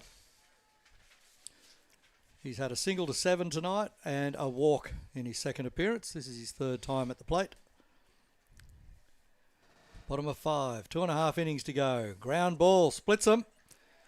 Ground balls to 7. 8. 8, yes, sorry. I must have been seeing things. It was the 7 last time, so he's got 2 outfields now. Needs 1 more at-bat to get the 3 outfield singles done. That brings up our first baseman for tonight, Byron Humber, who last time hit 1 to 8 as well. So he did. Byron's had a foul out to first and a single to centre field. So Lumberjacks batting in the bottom of the inning. They're fighting back. They're chasing 3 runs. Now, Byron has not... his batting average is .667. That's massive. Yeah, because he's only had a few at-bats, though. Doesn't matter. It's pretty amazing, though, right? Massive. So it says here he's had 3 at-bats. 3 plate appearances, 3 at-bats. Yeah. Yep. He's come 2 home. hits. He's had 2 hits. And so it effectively makes it a .667 batting average. So just giving you a score update from David here for the other game to the other game. We have in the top of the 6th inning, it is 9-3 to the Assassins. So Assassins are leading 9-3. So if the Assassins win that game and the Yardbirds lose here, the Assassins leapfrog them into 2nd place. Okay. All Yardbirds are hanging on to a 3-run lead. Yep. The Yardbirds win here, which is what they need to do. They hold their own result themselves. Ooh. Lefty pick off.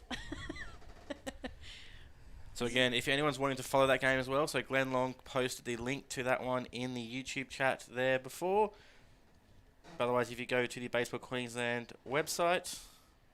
So what happens if the Yardbirds, like at the moment, it's 6-3, they win, and then the Assassins win? Does it come down to points? No, Yardbirds will if go to second. If the Yardbirds win, if the Yardbirds win, they go to second. The other team doesn't bat. If the Yardbirds lose or draw, the teams can overtake them. Oh, okay. I think it's how the scenario works. David's giving me a heads up in the background here, so yeah, I think it's all right. 1-2 pitch now. Woodrow to Humble. Nick, shouldn't you be at the game rather than in our YouTube feed fielding, right now? Shortstop, second base, tries to turn 2. They get the first half of the double play on a charging Angelo Natali. Out on a 6-4 play for the first out. And Byron Humble safely at first on a fielder's choice. Yeah, so Mr. Nick Bacono's in our YouTube chat here, so I'm guessing he's in the dugout the other game, watching along, getting score updates. So, hello, Nick. How are we? He must be the inside spy. Well, they're on tenterhooks. They're on tenterhooks. If they can win that game, they need the Yardbirds to lose to go through. Also, hello to a Roman Reports from North Brisbane. Thank you for tuning in. I'm not going to read the other one because it's been dealt with. Thank you, Glenn. But yeah.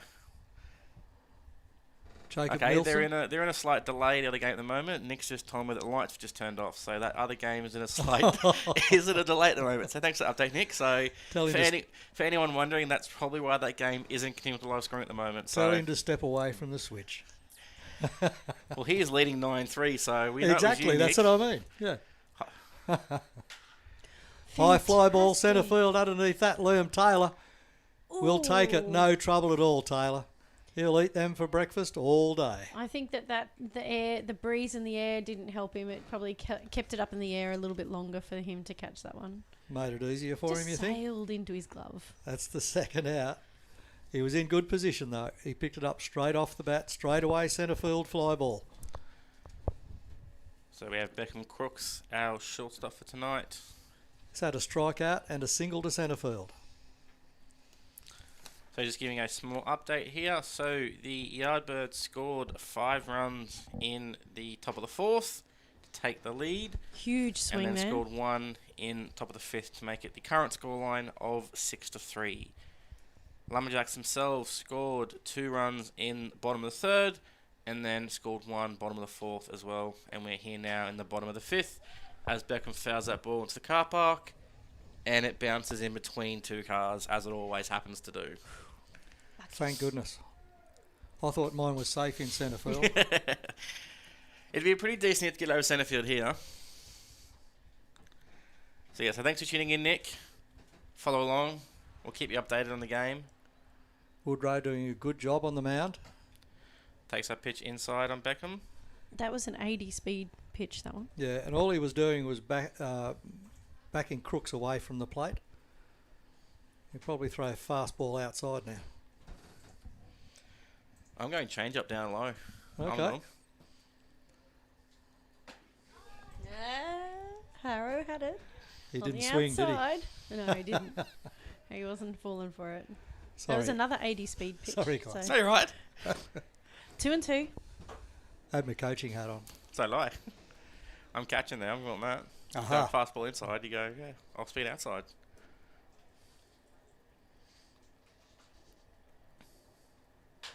Straight down the There it centre. is. He's got it though. Well fielded. And he gets Fantastic so great out. job. Did he get there. him out twice Yep. No, he didn't touch the base. Oh. He tried to get back to it, I think whereas he he couldn't. slid past, Yeah. so he just decided to tag instead. then? So Byron Humble becomes the third out, put out at 6 at second base by the shortstop. So they go 3 up, 3 down, except Beckham Crooks will be left on base with a fielder's choice to 6. So they put 4 batters through. Lumberjacks don't score another run, so they remain on 3. It is the Yardbirds leading the Lumberjacks by 6 runs to 3 after 5. Baseball. It starts with a glove and a ball. No matter where you start, where you play, or where the game takes you, you're still just playing ball. What a moment for Luke Hughes. What a moment for Australia. Join in the fun today. Visit baseball.com.au to find your local club.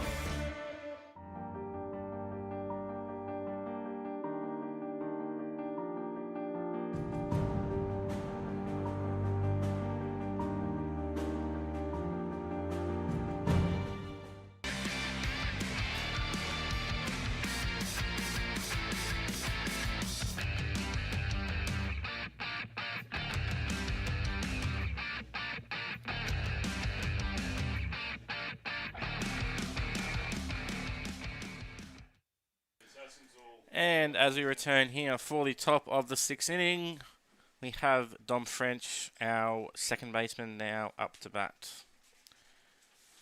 So Yardbirds have the lead here 6-3 as we are in the 6th inning. And that's just an update from the other game. The other game currently had lights out, so they're possibly in a delay at the moment. The score was 9-3. Ground ball to second base. And they get that lead off out. It was Dom French at the plate there and out on a 6-3. So 1 up, 1 down. The Yardbirds in the top of the 6th inning.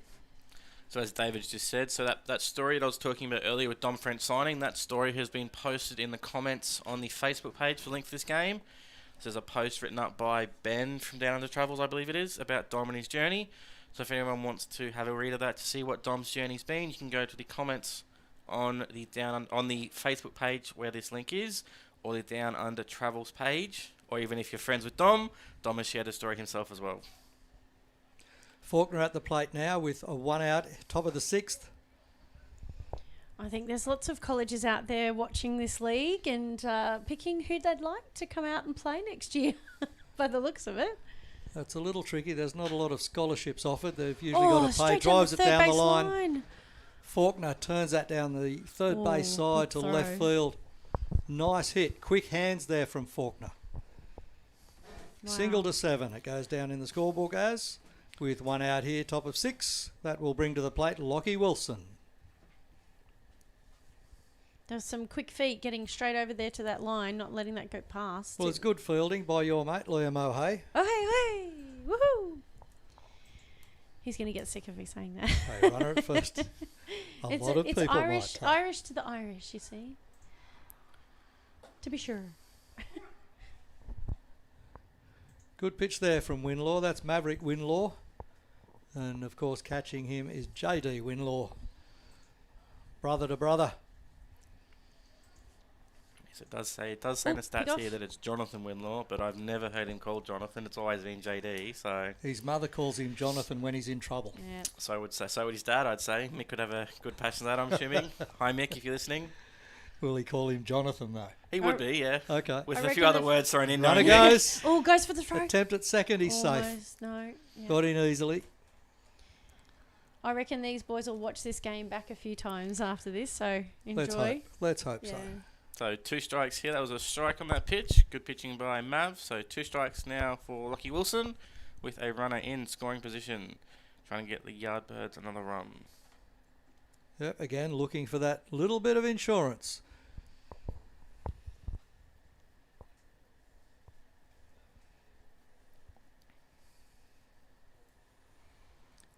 Wilson waiting for this next pitch from Winlaw. Missing inside. The height was probably good. So the count's 2-2 now. Thank you. Behind the plate, Mick Cumming has done a good job all night with Carla Pinder and Gary Kennedy. And umpire recruitment still going on across Brisbane, and gee whiz, some of the new recruits and the people that have turned up to become umpires, outstanding. So just a bit of a shout out. It's not officially confirmed yet, but the Umpire Association looking to do an upskill course very shortly. So if you're interested as a community level umpire looking at some senior baseball games, stay tuned to the GBL and the QBUA Facebook page. There'll be a post in the upcoming weeks for a skills session to attend to upgrade your skills. Are they trying to lure me back in? I haven't umpired in Queensland, I must say. It's all right. We can get you accredited. The batter's at full count now. Full count pitch from Winlaw. Hits him. They didn't want him to walk. They just wanted to hit him. But he's run around to third. No, it didn't hit him. It was a walk. Oh. Ball went behind him. So it's a wild pitch to move the runner over, and that was ball 4 on Lockie Wilson. Was it? Yep. So Thomas Faulkner that he jumped out of the way, I thought it was a hit by pitch. Oh, it looked like it. He avoided it, Yeah. but it was still a base on balls. Oh, there you go. And if that happened, then the ball would have been dead. Oh, But yeah. Faulkner knew it wasn't a dead ball, so he turned third to come home just in case. Well, that makes sense then. Down third That's base. through. They will score another run. There's some insurance. Play to first is too late. Well So done. 2 runners on now. Extra run scored. That is Faulkner scoring to bring their tally to 7 runs. Yardbirds doing extremely well here. Lockie Wilson gets to second safely, and Jay Myers stands at first. So Jay adds some more RBIs for his tally again. So he's still leading the team in RBIs, I'd say. Single to 5. Yep. Brings up our centre fielder, Liam Taylor. Hits it high right field side. There is a right fielder out there. He takes a great catch, Soren Branch, as he's done all series. So that'll go down as a sacrifice because the runner moved over on that play. So as a sacrifice to right field. Lockie Wilson doing a great job there as the runner at second base. Saw where the ball was going, tagged up, moved himself over to third base. So runners on the corner now, and we have our first baseman, Kalen Van Hilst, up to bat. Sack fly to 9. In the scorebook, 1 run scored. It's a 7-3 ball game in favour of the Yardbirds. They're looking to book a place in the championship game here next Wednesday night. That gets straight through third base as well. Great, well hit ball. Crossing the plate now from second, Lachlan Wilson.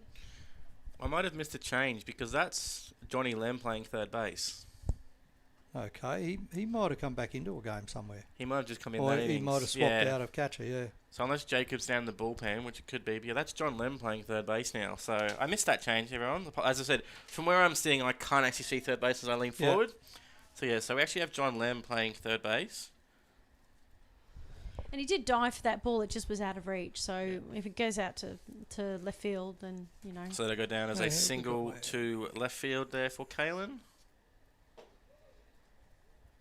Single to 7. Runners at first and second at the plate. Jamie Foxx. He's had 2 walks and a strikeout. And then we had that runner coming home. Lockie Wilson scored on that play. Yeah. They've scored 2 in this dig now. They now lead the ball game by 8 runs to 3. Assassins are tuned in while their lights out over at the other ground. Nick's not been... Huge hit out to left field. Ripped to left. He's turned his back on it. Will not catch it. Has Is it it cleared out the of fence? the park? It's out of the park. It's a home run. Yes. Oh, that's fantastic. Yep, Gary Kennedy signals over the fence on the full for a home run. Everybody scores. Oh, my gosh. That was such a great hit. Jamie Foxx home run to 7. Adds a run for Kalen Van Hilst and Jay Myers. They all cross. So is that 3 more runs in? It is. They've scored 5 this inning. They now lead the ball game by 11 runs to 3. Wow, that was a spectacular hit. Everybody have to watch that on rerun for a while now. Just turned on it and timed it perfectly. Beautiful. 5 runs in the 4th, 5 runs in the 6th, and 1 run in the 5th. This is a breakout game for the Yardbirds. They'll be back next week. So looking through the pitching stats here for Lumberjacks, so obviously these runs this innings are the first runs that Mav Winlaw has given up so far. So Mav will now actually have an ERA. Wow. So he'd given up 1 hit before this outing in 5.2 innings, with 11 strikeouts. He's just pitched 3 balls in a row. I think he's kind of gone through it quick, a bit quick. It's a strike. Campion at the plate now, and it's his 4th appearance. He's had a fly ball to right field. And 2 walks. 2 walks. And there's the 3rd walk for Campo. There's 2 out, right? There is 2 out. Yeah. A runner at first. We're bringing the 9th batter to the plate in the top of the 6th innings. So pinch hitter. He's pointing out a pinch hitter, but that's Lockie Roberts who came into the game before. Okay. So I think Lockie's now going because I think Dom went out to pitch. So I think Lockie Roberts is now hitting here in place of Dan Turner, and then Dom Friends might be pitching the next innings. Right.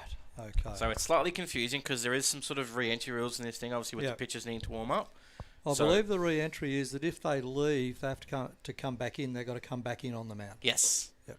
So yes, obviously Lockie came in at third base for Dom. So obviously he's now come in as the hitter here in place of Dan Turner, who is DHing. Yep.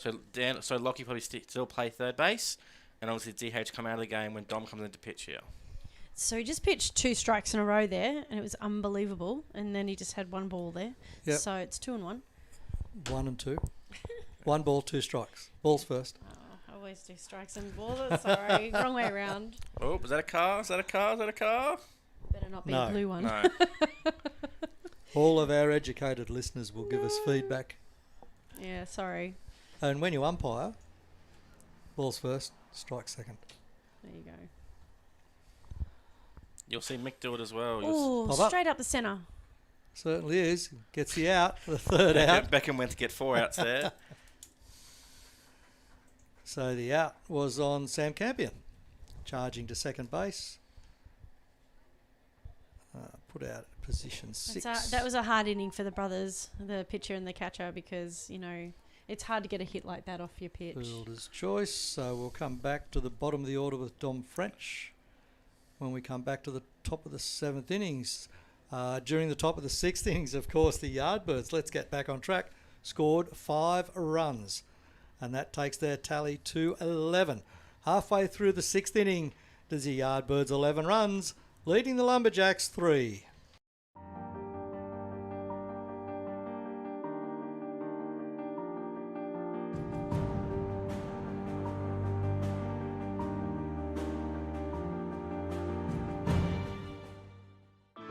Baseball. It starts with a glove and a ball. No matter where you start, where you play, or where the game takes you, you're still just playing ball. What a moment for Luke Hughes. What a moment for Australia. Join in the fun today. Visit baseball.com.au to find your local club.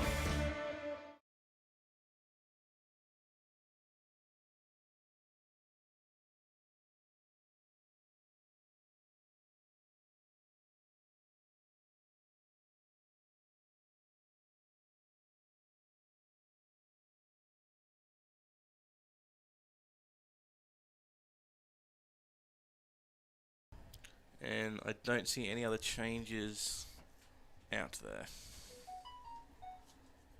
Okay, all good. Bottom of the 6th inning coming up. They will lead off through Soren Branch, the right fielder, who's had a strikeout and a walk. 16, Soren Branch. Number 16. Might be 16 years old. I don't know. Probably not. I think he is. He plays, or he's either 16 or 17. Because he's still at school. He's wearing number 16. He goes to Rabina. So he's with Jared Long, who's their third base coach tonight.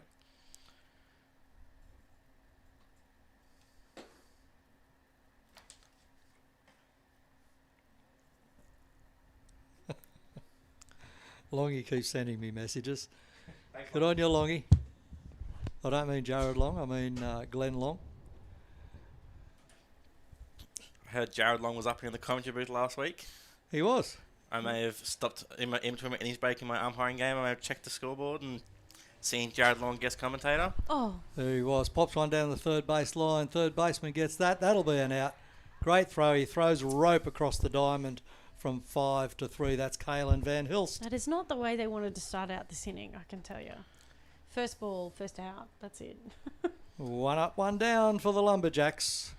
Yeah, we've had no guests up here tonight, so it's been good. Been nice. Yeah, it's us getting through it all. So my apologies to all previous guests. No changing headsets, no shuffling who's doing interviews and that this week. It's just been us up here being able to get through it and focus on the game a little bit.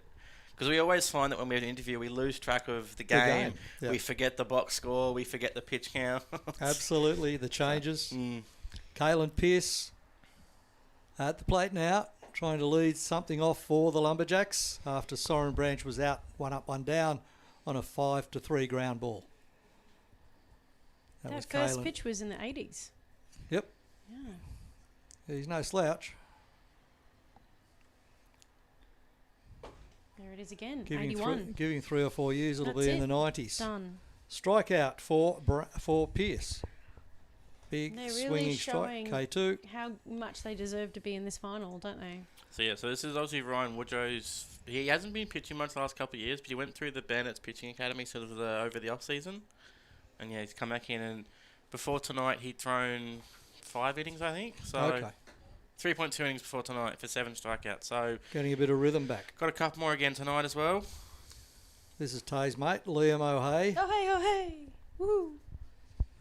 Oh, to be sure. That's it. I'm going to get in trouble now. Oh, you don't know the half of it. Bigosh and Bigora. Yes. Kiss the Blarney Stone. Don't start me. Before tonight, Liam had a 961 OPS. So that is his on base plus his slugging. One of the higher ones in the team. Only beaten out by Byron Humble, who had a couple at bats. So, doing quite well, as we have a 3-0 count here. 2 out, bottom of the 6th. Still got time to play the 7th. So, pitch called a strike there by Mick Cumming. So, 3 balls, 1 strike.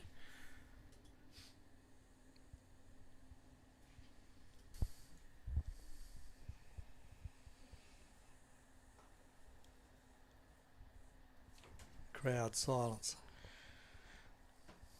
We have the replay going again down the bullpen. We have the catcher catching it and throwing it someone else to throw again. Now we're at full count. Can't figure out who that is that's catching down there, but we've got a catcher down there that's not throwing the ball back. Whether they're just trying to keep themselves occupied with the relay, but there's a relay going on down there, and it's quite funny to watch. Oh, lifts that one fair. That's a great hit from O'Hay. Past left It will field. roll towards the fence. Left field out there, Sam Campion. He's looking at 3. Lot of work there, a lot of work. Turned the corners well. O'Hay turned second, as Tay said. He's looking at 3, got well around second base, just in case the throw went a That bit is his third hit for the night and his second double to left field. Wow, fantastic So job. Liam is 3 for 4 tonight. So he Oh, has hey. a single, the 2 doubles, and then a strikeout. Did a great job. Well, that's the way to get it going with 2 out here. Will it be a 2-out rally for the Lumberjacks? Badgers talking about something. Oh, on the camera. Something on the camera. Oh, the bullpen. We've got the bullpen down in left field as well on the camera work down there. Thanks from Rodney. Thank you to Badge in the grandstand pointing out to us. Okay. So you can see the bullpen down there. I can't Pitch. quite see the angle, but you've got a batter standing in, giving the bullpen a scene of what he's going to face, as we have Connor Laverty in the box. There we go. So just a bit of an insight for people who want to watch. We have the bullpen going down there, so you can sort of see. You can also see the third base coach, so you can see Mr. Jared Long giving his signs to Liam. As Connor takes that pitch, which should have been a strike, me and Tony would have called it on him. That was a 80-mile-an-hour pitch. He's fairly consistent around that area. He sure is. Connor takes another pitch. That is now 3 balls. So yeah, so thank you again to our wonderful cameraman Rodney Reed there, giving you that shot of the left field bullpen. Just give you a different angle there so you can see some of the things going on. And thanks to Nick for switching to it as well. Great shot. Laverty waiting the next pitch from Ryan Woodrow. Runner in scoring position at second is Liam O'Hay after a double to left field. Connor with his signature stance game, when he takes that pitch, ducks his bat down, so that is strike 1. 3 balls, 1 strike here on him.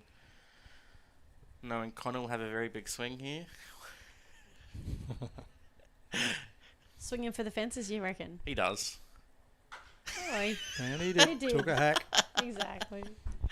It's a battle of wits between pitchers and batters, isn't it, at any time? Both trying to outsmart each other. We're now down to full count, aren't we? So Connor's a pitcher himself, so has a rough idea of what this guy's going to throw. Young guy, but quite experienced. Played a lot of different representative ball. And currently playing Division 1 at Creena. Been there for quite a few years now. I believe he's also the junior vice president, which I believe at Creena. So Interesting. quite involved in the club as well. Full count pitch. Leaves it up. Ooh, just leaves that ball up, Ryan. So Connor was just draws like- a walk. Right at the top of the strike zone, that one. Is this the resurgence of the Lumberjacks? Let's hope so. So we have JD Winlaw, who is our pinch hitter in the last innings, coming up to bat here instead of John Lem. So JD, who is now catching. They only need 9 runs to win. Well, if they score 9 runs, there won't be a 7th inning because it'll take them 20 minutes to get there. Correct. So means we can go home then. And I'd love to see that. That would be amazing. Every single person on the team gets to have a run home. I don't think the Yardbirds will let it happen. No, I think they got it locked in tonight. There are 2 out here in the bottom of the 6th. Be a nice 2-run rally though to score 9 runs.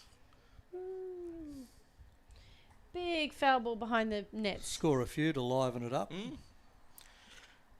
Supposedly they've come back in the 7th inning last 2 games. So if they score 3 or 4 runs here, it makes that 7th inning very interesting. So I'm just thinking though, is there a time limit before they can start before 9:30, or is 9:30? as If there's far an as, inning in as far progress, as they I'm continue. aware, there is no A cut-off. cut-off time. Yep. There is potentially a curfew in effect here though, 1 ball, 2 but strikes. I'm not Thank you. 100% sure of that curfew rule. Obviously, because we have houses literally not even 50 metres from us here, Yep. there could be a curfew in place. I don't know the specialities of that. Yeah, I'd be surprised if it wasn't later than 10 though. So the curfew rules in GBL rules is 10 o'clock. Yep. Because it's lights off at 10:30. So Okay. the curfews are 10 o'clock. Ground ball, shortstop. He gets that easily. The 6-3 out on JD. JD Winlaw. Yes. Thank you.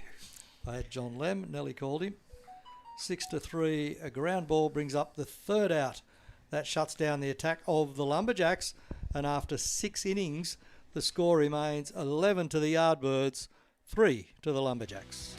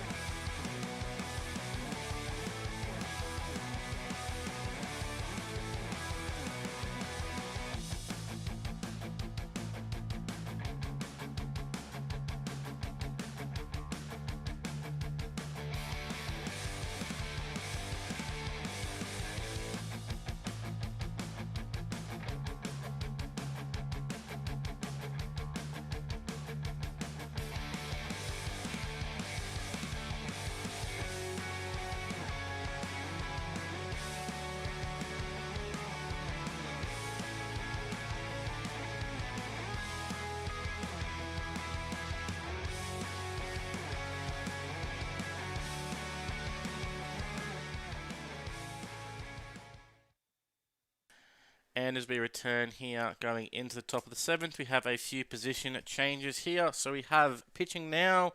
We have Jacob Nielsen, so he's moved from third base over to pitcher.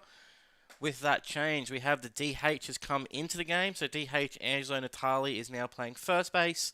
And with that, the old first baseman Byron Humble has moved over to third base. So changes, Jacob Nielsen pitching, Angelo Natali at first, and Byron Humble is now at third. Those are the only changes I can see.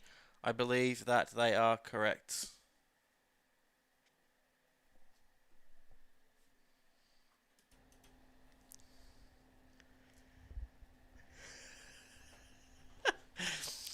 Just got a bit of an anonymous text message there coming in. So obviously, as we've seen, our first base coach for the Lumberjacks is Ryan Thwaites. As Dom French hits that ball to deep centre field, Kylan gets over there and makes the catch. Anonymous text message coming in praising Ryan Thwaites for the nice flowing locks at the back of the hair that he has. So there was a few others. So you can see Byron Humble at third base has the same thing as well. Is it a mullet or a shark? Ryan's is more of a mop, I'd call it. So that was Dom French out. Yes. Let's go to that one. Kyle and Pearce taking the catch in So centre Jacob field. Nielsen getting through this quite quickly, actually. So that's first out very quickly, and he's got 2 strikes. Oh, no. Ball and 1 strike here on Thomas Faulkner. So I've never actually seen Jacob pitch, so this will be interesting. I know he plays a lot of third base and first, but yeah, I've never seen him pitch. So I've only ever seen him at third, I think.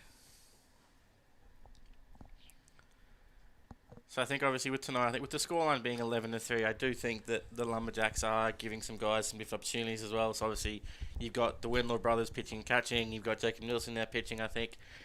In a game like this, you're assuming that you're not going to score 8 runs in the bottom of the 7th. Exactly. So you may as well give some guys some different opportunities, play some different guys in position. So Mix it up a bit. At the end of the day, the pitch is thrown to the catcher. It's just a game of catch. Put the ball in the zone if you can. So obviously Jacob has pitched before. It's just that neither myself or Harrow have seen him pitch. As he just misses on that pitch. He wanted that one so much. But Mick didn't give it to him. That was on the outside corner. And that is ball 4 to Toma. So that is Toma's 5th at-bat of the evening. He That's has a lot. That's 2 a lot. walks. He has 2 outs and a single. So he is 1 for 3 on the evening, because that is his 2nd walk in his 5 at-bats. Wow. So coming up now is Lockie Wilson. So Lockie Wilson so far has had 4 at-bats, but only 1 plate appearance because he has had 3 walks. As he hits that ball to second base, Jacob doing what pitchers normally don't do when covering the base. Pitcher's cover was well done by Nielsen. Yep. So Jacob having probably been involved with this pitch, comes on the other side, gets over there, and we get the out. We have that ball as a 4-1 put out. So 4-1 for the out. Second out, it moves Thomas Faulkner around to second base and into scoring position with 2 out, top of the 7th. And brings up our RBI leader for these Yardbirds, Mr. Jay Myers. Myers has had a single to 6, a single to 9, a single to 5, and a fly ball to centre. Yes, it's very uncommon to get 5 at-bats in a game when you're only playing 7 innings. But obviously, as you said, they've scored 11 runs this game. So you get round to the fifth time through the lineup here, which is always good for these guys. They broke out in the 4th inning and the 6th inning, scoring 5 in each of those. So Jay Myers on the stats sheet from last week up to last week was 318. I think his batting average probably will go up. Absolutely. From tonight. Well, he's got 3 hits tonight. And the thing is he had 6 RBIs before this game. Centre field. Here we go. Fly ball. Kylan Pearce. Yeah, there we go. And that brings up the 3rd out on Jay Myers. Yes, the mock is still effective. Fly ball to centre field. That's 3 out now for the Yardbirds. And they will now defend that little bit of insurance lead they've got. They lead this game by 11 runs to 3 as we head to the bottom of the 7th. Baseball. It starts with a glove and a ball. No matter where you start, where you play, or where the game takes you, you're still just playing ball. What a moment for Luke Hughes. What a moment for Australia. Join in the fun today. Visit baseball.com.au to find your local club.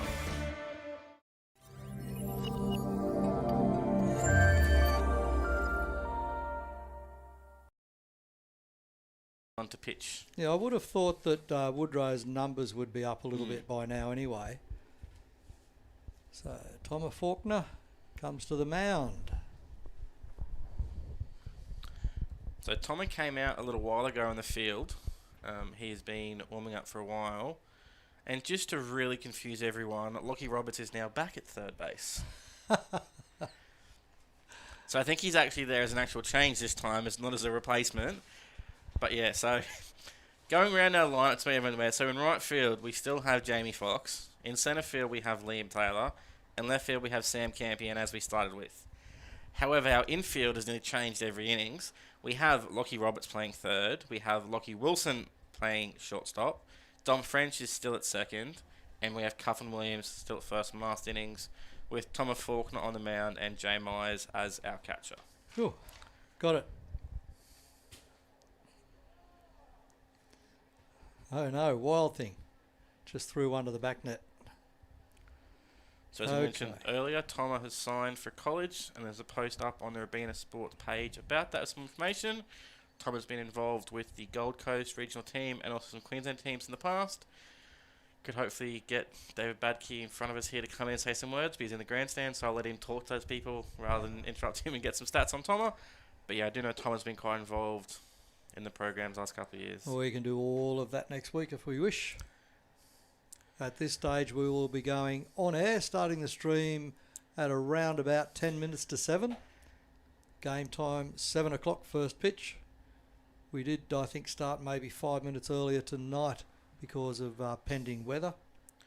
So, giving a score update. So, the other game in the top of the 7th, it is 10-3. So, the Assassins scored one more in the bottom of the 6th. It is now 10-3 to the Assassins. So, Assassins leading Jethawks 10-3. It is the top of the 7th, so Jethawks are batting, and they have one out.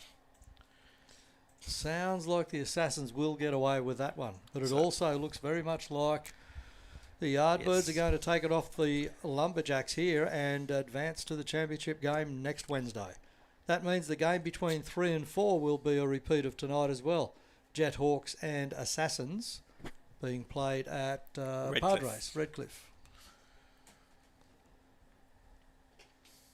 So Thomas throws that first ball down for 83 miles for his first pitch there.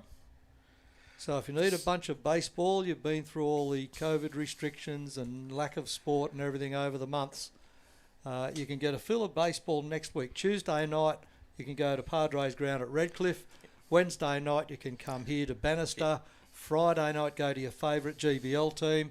Sunday, go to your favourite GBL team. 4 games of baseball in 1 Well, week. you could do 5 if you want to, because you got Senior League on the Friday night if you really wanted to as well. So And a lot of the juniors are playing on Saturday, and the So women are playing on Saturday afternoons. You can do so all of that.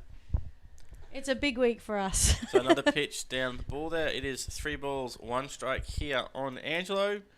Thomas just can't quite locate. Most pitches tonight, so struggle on that first batter and then come in after that. So Thomas walks Angelo for his first hitter, so Angelo's now playing first base, not DH anymore. That brings up our new third baseman, Byron Humble. Yeah, so as Harry pointed out, next week, the 3rd versus 4th game, it's not on the same night. So 3rd versus 4th is being played on the Tuesday night, and then the 1v2 is being played on the Wednesday night. So it'll be the back-to-back nights. So if you really want to, you can go watch both games. Support both teams if you really wanted to.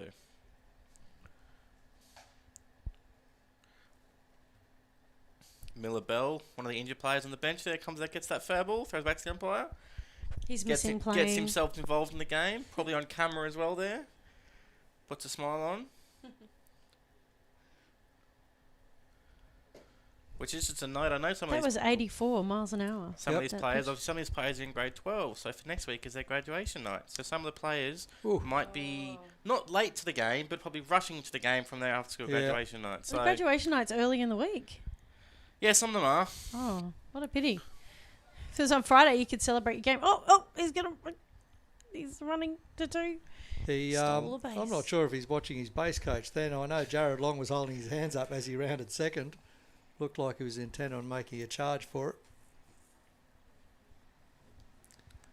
Hang on. Umpire's going out to Yeah, the just going mound. to change the ball because it bounced in the back net. Okay. Just give him a change of ball here because I think Jay caught that one off his head a little bit, so just giving the catcher a bit of a breather here. I think he was a bit buggered before because he looked like he... Well, it's one of the sort of fell to the intricacies of side. umpiring is being aware of what's going on with players around you as well.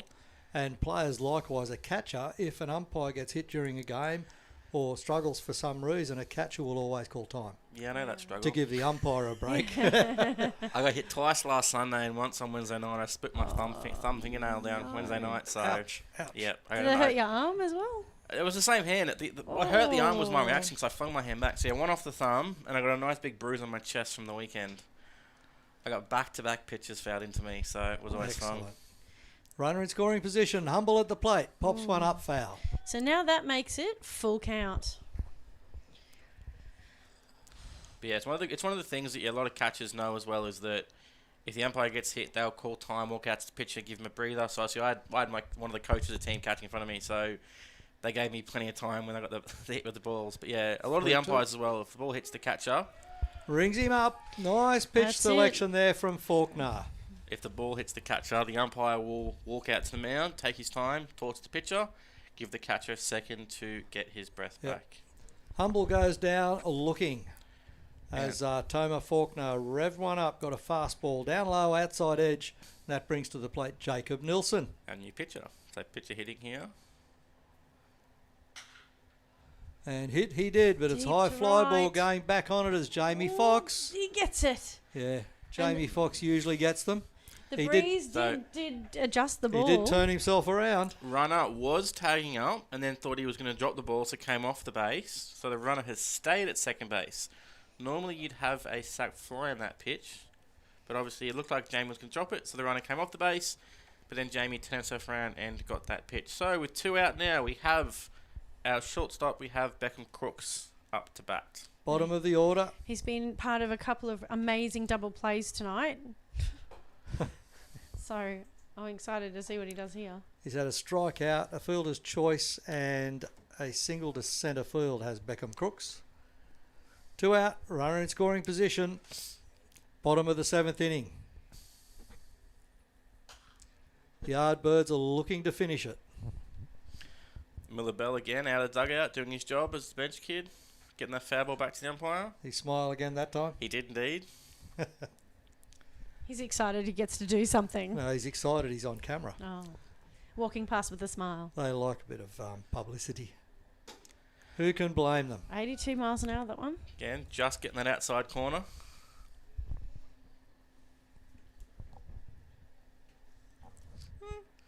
Harry thought it was outside, but no, I'd give Oh, it that. was outside. Corner. Yeah, outside corner, yeah, it's a strike. Just the edge. Yeah, it's what you want it to be. Oh, That was Throwing a in bit- a bit yeah. down low. throwing a bit harder there. It was Up to 84. yeah. Yeah. You could see he threw it on a bit harder, just didn't quite have the control of it and spiked it down. He's got a good technique. So I do believe Tomo was signed more as an outfielder, not as a pitcher, although I could be wrong with that. Wow. Great hit out to centre. It's just shallow in that gap. He drives in one. That's Yeah. right. So Liam Taylor tried to come in and catch that ball and then keep in front of him, but obviously in his effort, he just fumbled the ball a little bit. So we have that runner scoring from second base. Natali of the Angelo type. And Crooks safely at first. Gets an RBI. So it is now 11-4, so we only need 8 more runs to win. With 2 out and a runner at first in the bottom of the 7th. And we have Siren Totally Branch possible. up to bat. So also, as you can see, anyone wondering, they're not holding a runner on at first base. Obviously, it's an 8-run lead, and Beckham is quite quick anyway, so it's just easier to play the fielder back. Therefore, you can get the ball hit to first a little bit more easily. Siren Branch pops one through the middle. Shortstop's got it. Lockie Wilson. That's game, set and match. He gets it off to Cuffin Williams for the 3rd out there. And that was a 6-3 ground ball on Siren Branch to get that out. Game over. They score one more run. As Matt said, final score here from Bannister is the Yardbirds defeating the Lumberjacks by 11 runs to 4. Both these teams will meet again next week in the championship game for the Ash Anderson Cup. So yeah, so even though the other game is still going, because of this result here, the other game doesn't matter. Even though the other game was, the Assassins did win 10 runs to 4 in the other game. And as Glenn said, so thank you, Glenn, for your commentary and helping tonight in the chat tonight. So obviously we have our commentary team, which is myself. You put me as Glassy in the chat, or Matt, as people have been calling me tonight. We have Harrow, we have Tay, we have Rodney Reed on our grandstand camera, and we have Nick McGowan Christie helping us with all of our technical needs and cameras over on the sound booth. Have a great night. I hope we all get to see you next week. Yep, hope you get to see us, or our broadcast at least. You don't need to Absolutely. see us. But we'll be here again. Tune in around about 10 minutes to 7 o'clock next Wednesday night for the championship game. It's bound to be a tight one between these same two teams. And I'll guarantee you the lineups will be slightly different. Everybody will be knuckled down and are getting a great workout now that the teams have been decided. Don't forget also, Tuesday night, the game between 3rd and 4th will be played from Redcliffe, the home of the Padres. And that will be same game time, 7 o'clock there Tuesday. Then tune in to us on Wednesday night. Thanks for viewing. See you next week. Bye for now. Good night.